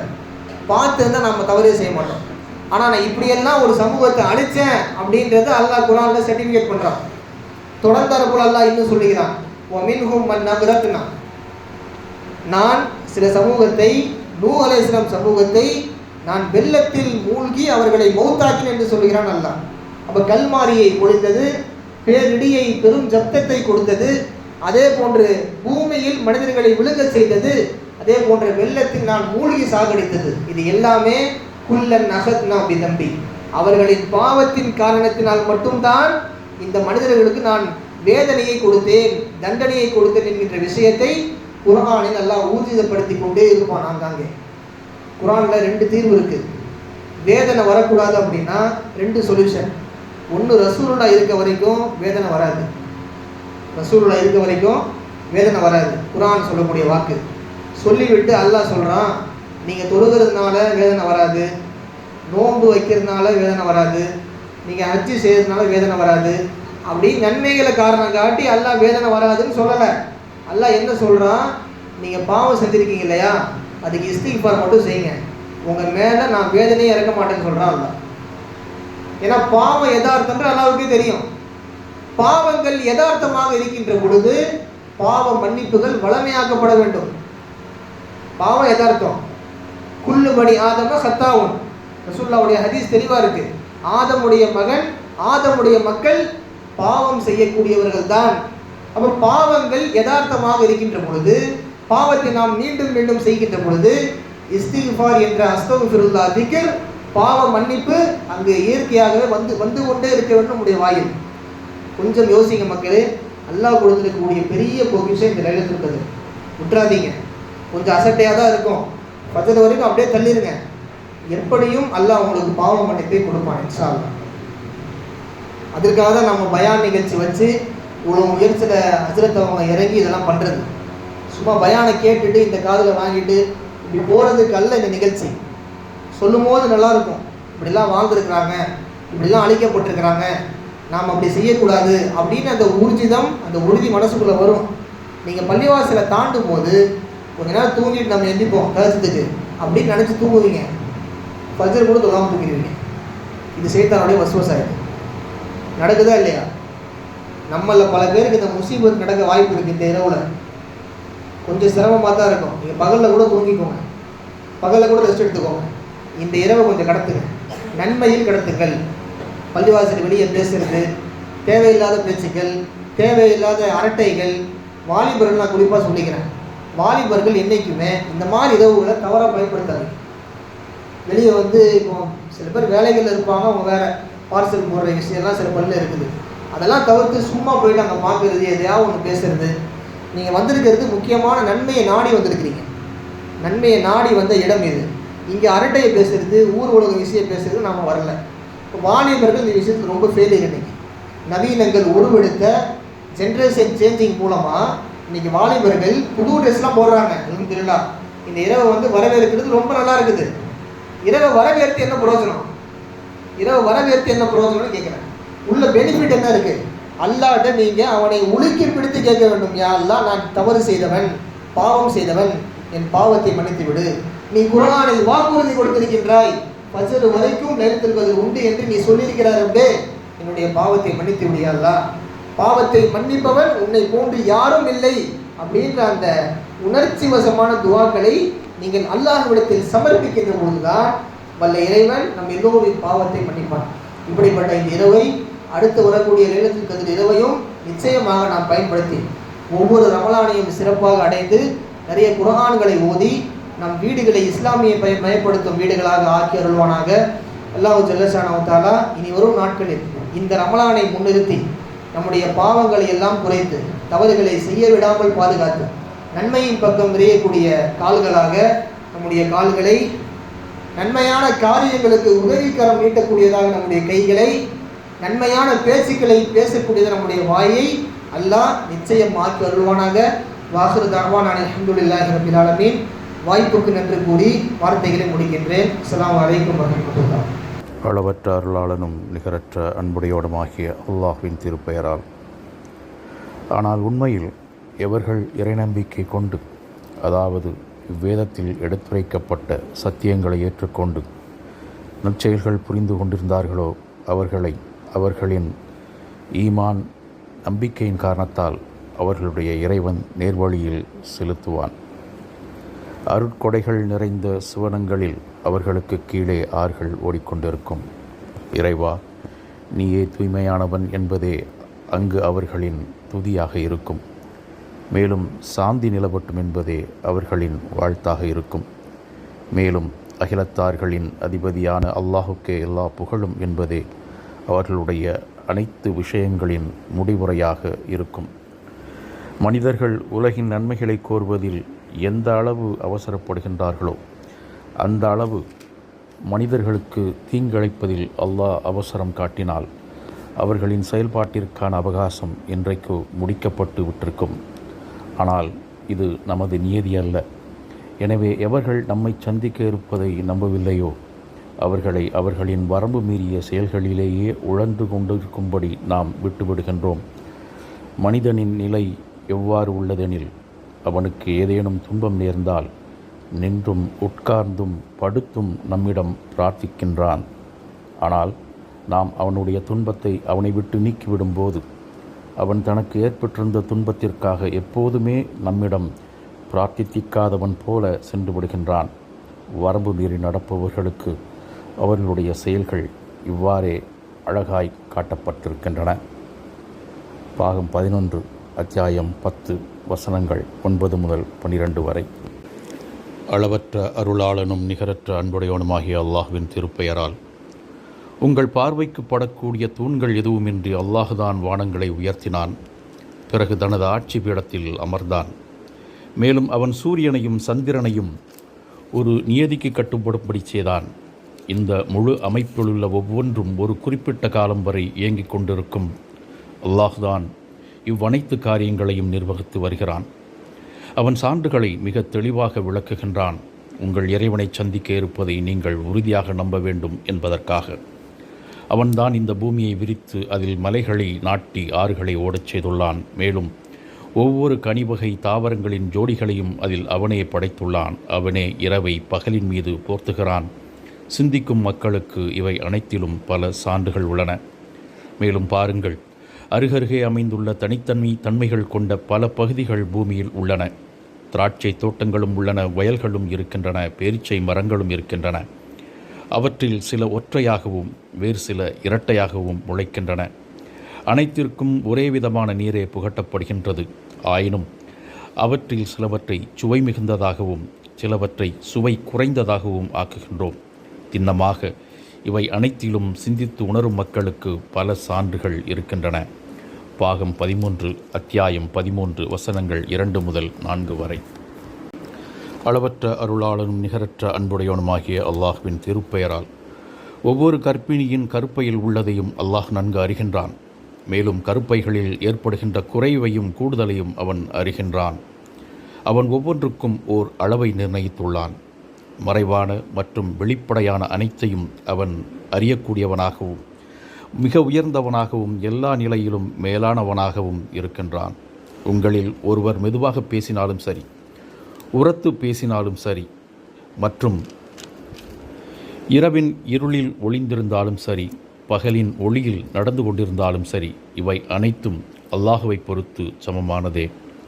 ஒவ்வொரு மனிதருக்கும் அவருக்கு முன்பும் பின்பும் கண்காணிப்பாளர்கள், வானவர்கள் நியமிக்கப்பட்டுள்ளனர். அல்லாஹுவின் ஆணையின்படி அவர்களை கண்காணித்து கொண்டிருக்கின்றார்கள். எந்த ஒரு சமூகமும் தன் பண்புகளை மாற்றிக்கொள்ளாத வரை உண்மையில் அல்லாஹுவும் அச்சமூகத்தின் நிலையை மாற்றுவதில்லை. மேலும் அல்லாஹ் ஒரு சமூகத்திற்கு தீமையை நாடிவிட்டால் அதனை யாராலும் தடுத்து நிறுத்திட இயலாது. அல்லாஹுக்கு எதிராக அத்தகைய சமூகத்தாருக்கு உதவி செய்பவரும் எவரும் இலர். பாகம் 13, அத்தியாயம் 13, வசனங்கள் 8 முதல் 11 வரை. அளவற்ற அருளாளனும் நிகரற்ற அன்புடையோனுமாகிய அல்லாஹ்வின் திருப்பெயரால். நபியே, இவ்வரலாறு நீர் அறியாத செய்திகளைச் சேர்ந்ததாகும். அதனை நாம் உமக்கு வகையின் மூலம் அறிவித்து கொண்டிருக்கின்றோம். யூசுஃபின் சகோதரர்கள் சதித்திட்டம் தீட்டி அதனை நிறைவேற்ற வேண்டும் என்று தங்களுக்குள் முடிவு செய்தபோது நீர் அவர்களிடையே இருக்கவில்லையே. ஆனால் நீர் எவ்வளவுதான் விரும்பினாலும் மக்களில் பெரும்பாலோர் நம்பிக்கை கொள்ளக்கூடியவர்களாக இல்லை. உண்மையில் இதற்காக நீர் அவர்களிடம் யாதொரு கூலியும் கேட்கவில்லை. இந்த குர்ஆன் அகிலத்தார் அனைவருக்கும் உரிய ஒரு நல்லுரையே ஆகும். வானங்களிலும் பூமியிலும் எத்தனையோ சான்றுகள் உள்ளன. இவர்கள் அவற்றை கடந்து சென்ற வண்ணம் இருக்கிறார்கள். ஆயினும் அவற்றை குறித்து சற்றும் கவனம் செலுத்துவதில்லை.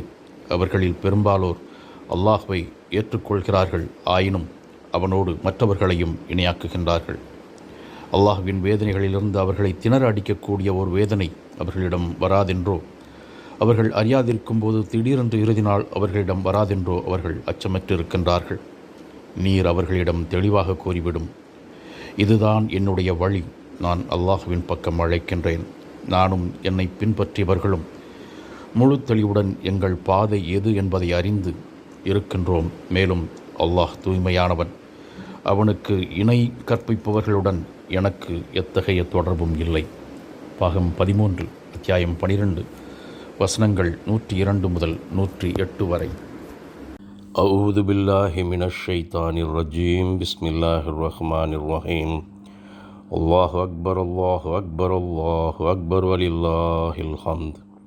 அல்லாஹும்ம ஸல்லி அலா சய்யிதினா வ நபியினா வ ஹபீபினா வ ஷபீனா வ மௌலானா முஹம்மதின் வ அலா ஆலிஹி வ ஸஹ்பிஹி வ பாரிக் வ ஸல்லிம் அலைஹி. யா அல்லாஹ், நாங்கள் என்ன புண்ணியம் செய்தோம், எங்களை முஸ்லிமான ஆண் பெண்களுக்கு பிறக்கச் செய்தாய். யா அல்லாஹ், நாங்கள் என்ன நன்மை செய்தோம், எங்களை ஊனமில்லாமல் பிறக்கச் செய்தாய்.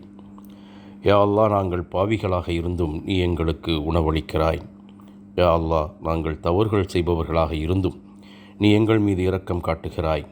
யா அல்லாஹ், எங்களை பெருமானார் ஸல்லல்லாஹு அலைஹி வஸல்லம் அவர்களின் உம்மத்தினராக வாழச் செய்திருக்கிறாய். யா அல்லாஹ், அதைவிட மேலாக எங்களுக்கு மறுமையில் நீ சொர்க்கத்தை தயார் செய்து வைத்திருக்கிறாய்.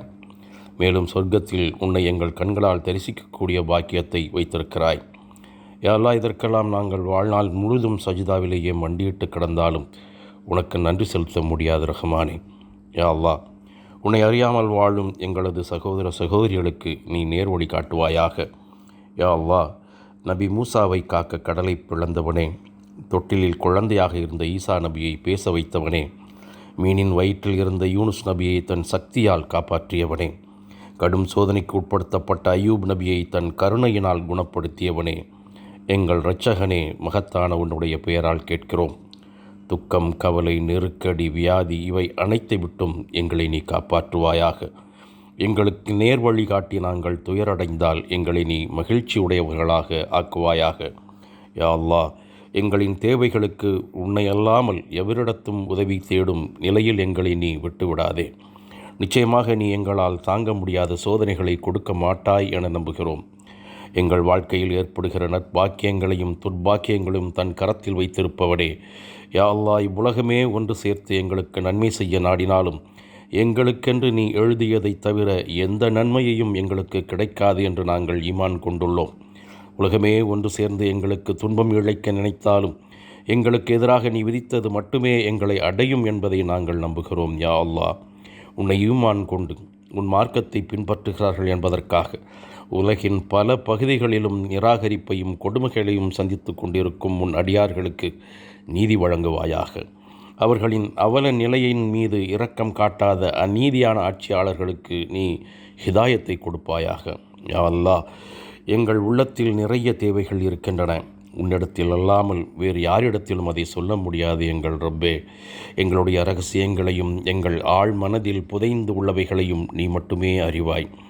குன் ஆகுக என்ற சொல்லின் மூலம் அகிலத்தை படைத்தவனே, எங்களுடைய விருப்பங்களை நோக்கி குன் ஆகுக என்று சொல்லிவிடு எங்கள் ரஹ்மானே.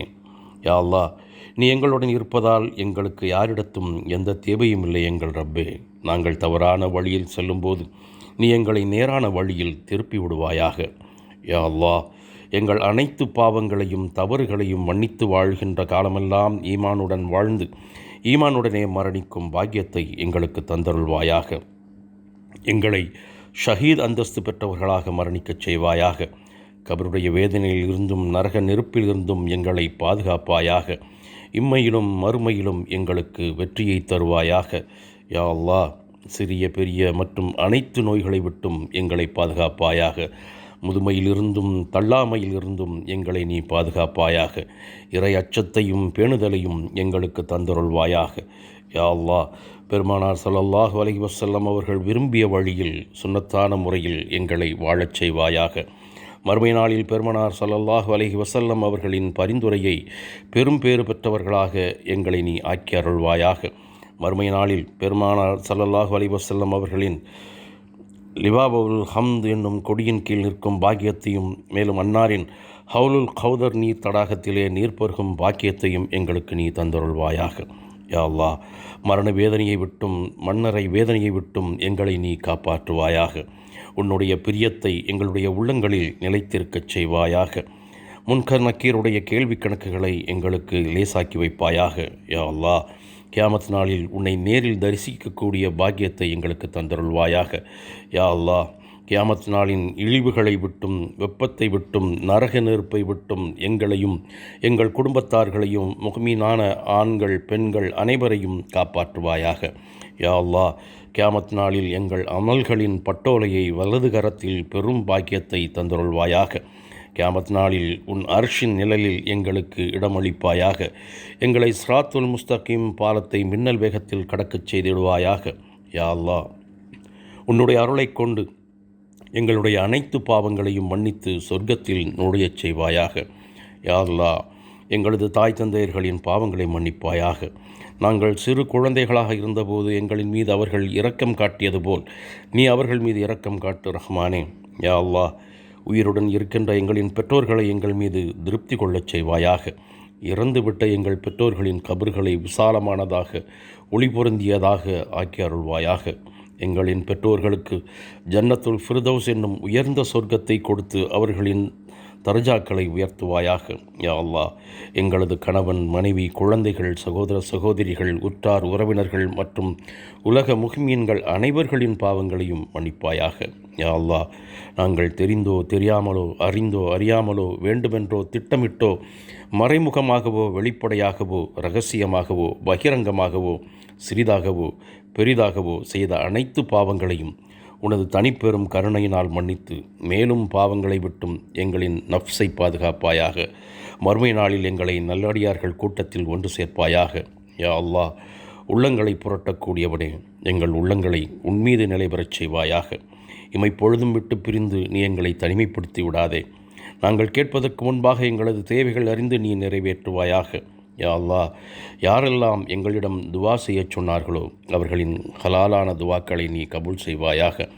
யா அல்லாஹ், எங்களது சொல்லாலோ செயலாலோ பிறர் மனதை நாங்கள் புண்படுத்தி இருந்தால் அதற்கு பகரமாக அவை அனைத்தையும் அவர்களுக்கு நன்மைகளாக்கி விடுவாயாக. யா அல்லாஹ், எங்களது உறவுகளை கொண்டோ செல்வத்தை கொண்டோ எங்களை சோதித்து விடாதே. யா அல்லாஹ், கியாமத் நாள் வரை வரவிருக்கிற எங்கள் சந்ததியினரை முஹ்மீன்களாக வாழ்ந்து முஹ்மீன்களாகவே மரணிக்கும் பாக்கியம் பெற்றவர்களாக ஆக்கியருள்வாயாக. யா அல்லாஹ், உலக முஹ்மீன்கள் அனைவரையும் முடிவு நாள் வரை பாதுகாப்பாயாக.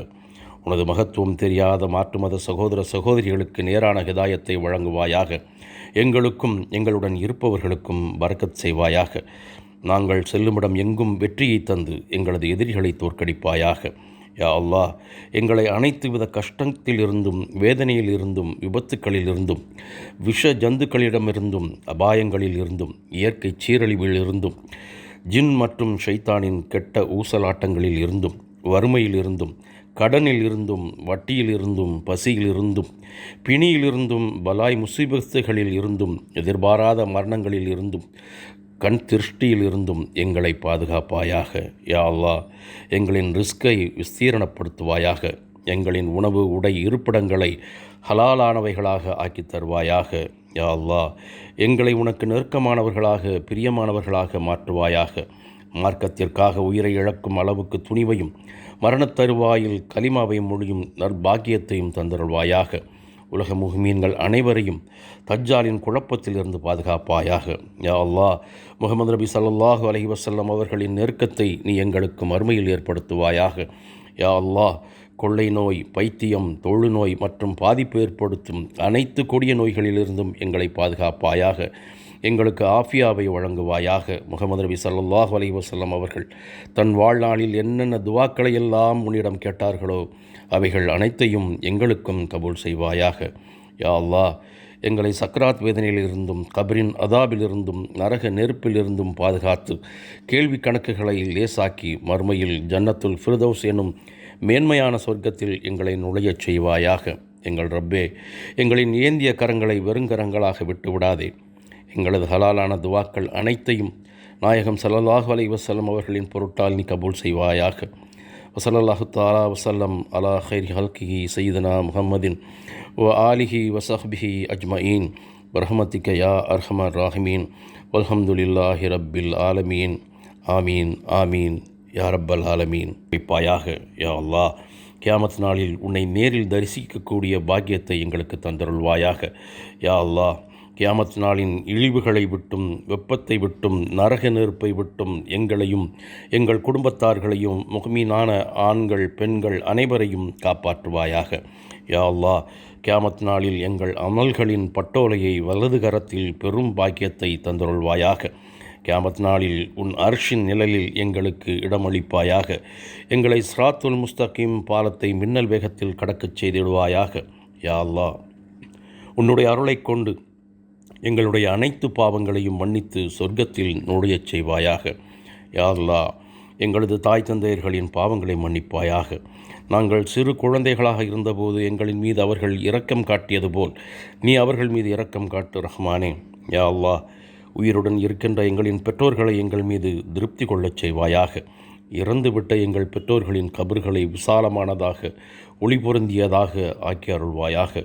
எங்களின் பெற்றோர்களுக்கு ஜன்னத்துல் ஃபிர்தௌஸ் என்னும் உயர்ந்த சொர்க்கத்தை கொடுத்து அவர்களின் தர்ஜாக்களை உயர்த்துவாயாக. யா அல்லாஹ், எங்களது கணவன் மனைவி குழந்தைகள் சகோதர சகோதரிகள் உற்றார் உறவினர்கள் மற்றும் உலக முஹ்மீன்கள் அனைவர்களின் பாவங்களையும் மன்னிப்பாயாக. யா அல்லாஹ், நாங்கள் தெரிந்தோ தெரியாமலோ அறிந்தோ அறியாமலோ வேண்டுமென்றோ திட்டமிட்டோ மறைமுகமாகவோ வெளிப்படையாகவோ இரகசியமாகவோ பகிரங்கமாகவோ சிறிதாகவோ பெரிதாகவோ செய்த அனைத்து பாவங்களையும் உனது தனிப்பெரும் கருணையினால் மன்னித்து மேலும் பாவங்களை விட்டும் எங்களின் நஃப்ஸை பாதுகாப்பாயாக. மறுமை நாளில் எங்களை நல்லடியார்கள் கூட்டத்தில் ஒன்று சேர்ப்பாயாக. யா அல்லாஹ், உள்ளங்களை புரட்டக்கூடியவனே, எங்கள் உள்ளங்களை உன்மீது நிலைபெறச் செய்வாயாக. இமைப்பொழுதும் விட்டு பிரிந்து நீ எங்களை தனிமைப்படுத்தி விடாதே. நாங்கள் கேட்பதற்கு முன்பாக எங்களது தேவைகள் அறிந்து நீ நிறைவேற்றுவாயாக. யா அல்லாஹ், யாரெல்லாம் எங்களிடம் துவா செய்யச் சொன்னார்களோ அவர்களின் ஹலாலான துவாக்களை நீ கபூல் செய்வாயாக. யா அல்லாஹ், எங்களது சொல்லாலோ செயலாலோ பிறர் மனதை நாங்கள் புண்படுத்தி இருந்தால் அதற்கு பகரமாக அவை அனைத்தையும் அவர்களுக்கு நன்மைகளாக்கி விடுவாயாக. யா அல்லாஹ், எங்களது உறவுகளைக் கொண்டோ செல்வத்தை கொண்டோ எங்களை சோதித்து விடாதே.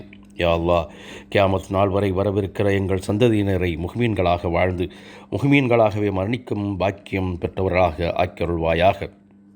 யா அல்லாஹ், உலக முஹ்மீன்கள் அனைவரையும் முடிவு நாள் வரை பாதுகாப்பாயாக. உனது மகத்துவம் தெரியாத மாற்று மத சகோதர சகோதரிகளுக்கு நேரான ஹிதாயத்தை வழங்குவாயாக. எங்களுக்கும் எங்களுடன் இருப்பவர்களுக்கும் பரக்கத் செய்வாயாக. நாங்கள் செல்லுமிடம் எங்கும் வெற்றியை தந்து எங்களது எதிரிகளை தோற்கடிப்பாயாக. யா அல்லாஹ், எங்களை அனைத்து வித கஷ்டத்திலிருந்தும் வேதனையிலிருந்தும் விபத்துக்களிலிருந்தும் விஷ ஜந்துக்களிடமிருந்தும் அபாயங்களில் இருந்தும் இயற்கை சீரழிவிலிருந்தும் ஜின் மற்றும் ஷைத்தானின் கெட்ட ஊசலாட்டங்களில் இருந்தும், வறுமையில் இருந்தும், கடனில் இருந்தும், வட்டியில் இருந்தும், பசியில் இருந்தும், பிணியிலிருந்தும், பலாய் முசீபத்துகளில் இருந்தும், எதிர்பாராத மரணங்களில் இருந்தும், கண் திருஷ்டியில் இருந்தும் எங்களை பாதுகாப்பாயாக. யா அல்லாஹ், எங்களின் ரிஸ்கை விஸ்தீரணப்படுத்துவாயாக. எங்களின் உணவு, உடை, இருப்பிடங்களை ஹலாலானவைகளாக ஆக்கித் தருவாயாக. யா அல்லாஹ், எங்களை உனக்கு நெருக்கமானவர்களாக, பிரியமானவர்களாக மாற்றுவாயாக. மார்க்கத்திற்காக உயிரை இழக்கும் அளவுக்கு துணிவையும், மரணத் தருவாயில் கலிமாவை மொழியும் நற்பாக்கியத்தையும் தந்தருள்வாயாக. உலக முஹ்மீன்கள் அனைவரையும் தஜ்ஜாலின் குழப்பத்திலிருந்து பாதுகாப்பாயாக. யா அல்லாஹ், முஹம்மது நபி ஸல்லல்லாஹு அலைஹி வஸல்லம் அவர்களின் நெருக்கத்தை நீ எங்களுக்கு மறுமையில் ஏற்படுத்துவாயாக.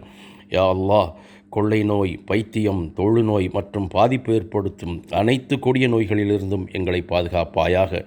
எங்களுக்கு ஆஃபியாவை வழங்குவாயாக. முஹம்மது நபி ஸல்லல்லாஹு அலைஹி வஸல்லம் அவர்கள் தன் வாழ்நாளில் என்னென்ன துவாக்களை எல்லாம் உன்னிடம் கேட்டார்களோ அவைகள் அனைத்தையும் எங்களுக்கும் கபூல் செய்வாயாக. யா அல்லாஹ், எங்களை சக்ராத் வேதனையிலிருந்தும், கபரின் அதாபிலிருந்தும், நரக நெருப்பிலிருந்தும் பாதுகாத்து கேள்வி கணக்குகளை லேசாக்கி மறுமையில் ஜன்னத்துல் ஃபிர்தௌஸ் எனும் மேன்மையான சொர்க்கத்தில் எங்களை நுழையச் செய்வாயாக. எங்கள் ரப்பே, எங்களின் ஏந்திய கரங்களை வெறுங்கரங்களாக விட்டுவிடாதே. எங்களது ஹலாலான துவாக்கள் அனைத்தையும் நாயகம் ஸல்லல்லாஹு அலைஹி வஸல்லம் அவர்களின் பொருட்டால் நீ கபூல் செய்வாயாக. வஸல்லல்லாஹு தஆலா வஸல்லம் அலா கைரி ஹல்கிஹி சய்யிதனா முஹம்மதின் வ ஆலிஹி வஸஹ்பிஹி அஜ்மஈன் பிரஹ்மதிக யா அர்ஹமர் ராஹிமீன் வல்ஹம்துலில்லாஹி ரப்பில் ஆலமீன். ஆமீன் ஆமீன் யா ரப்பல் ஆலமீன்.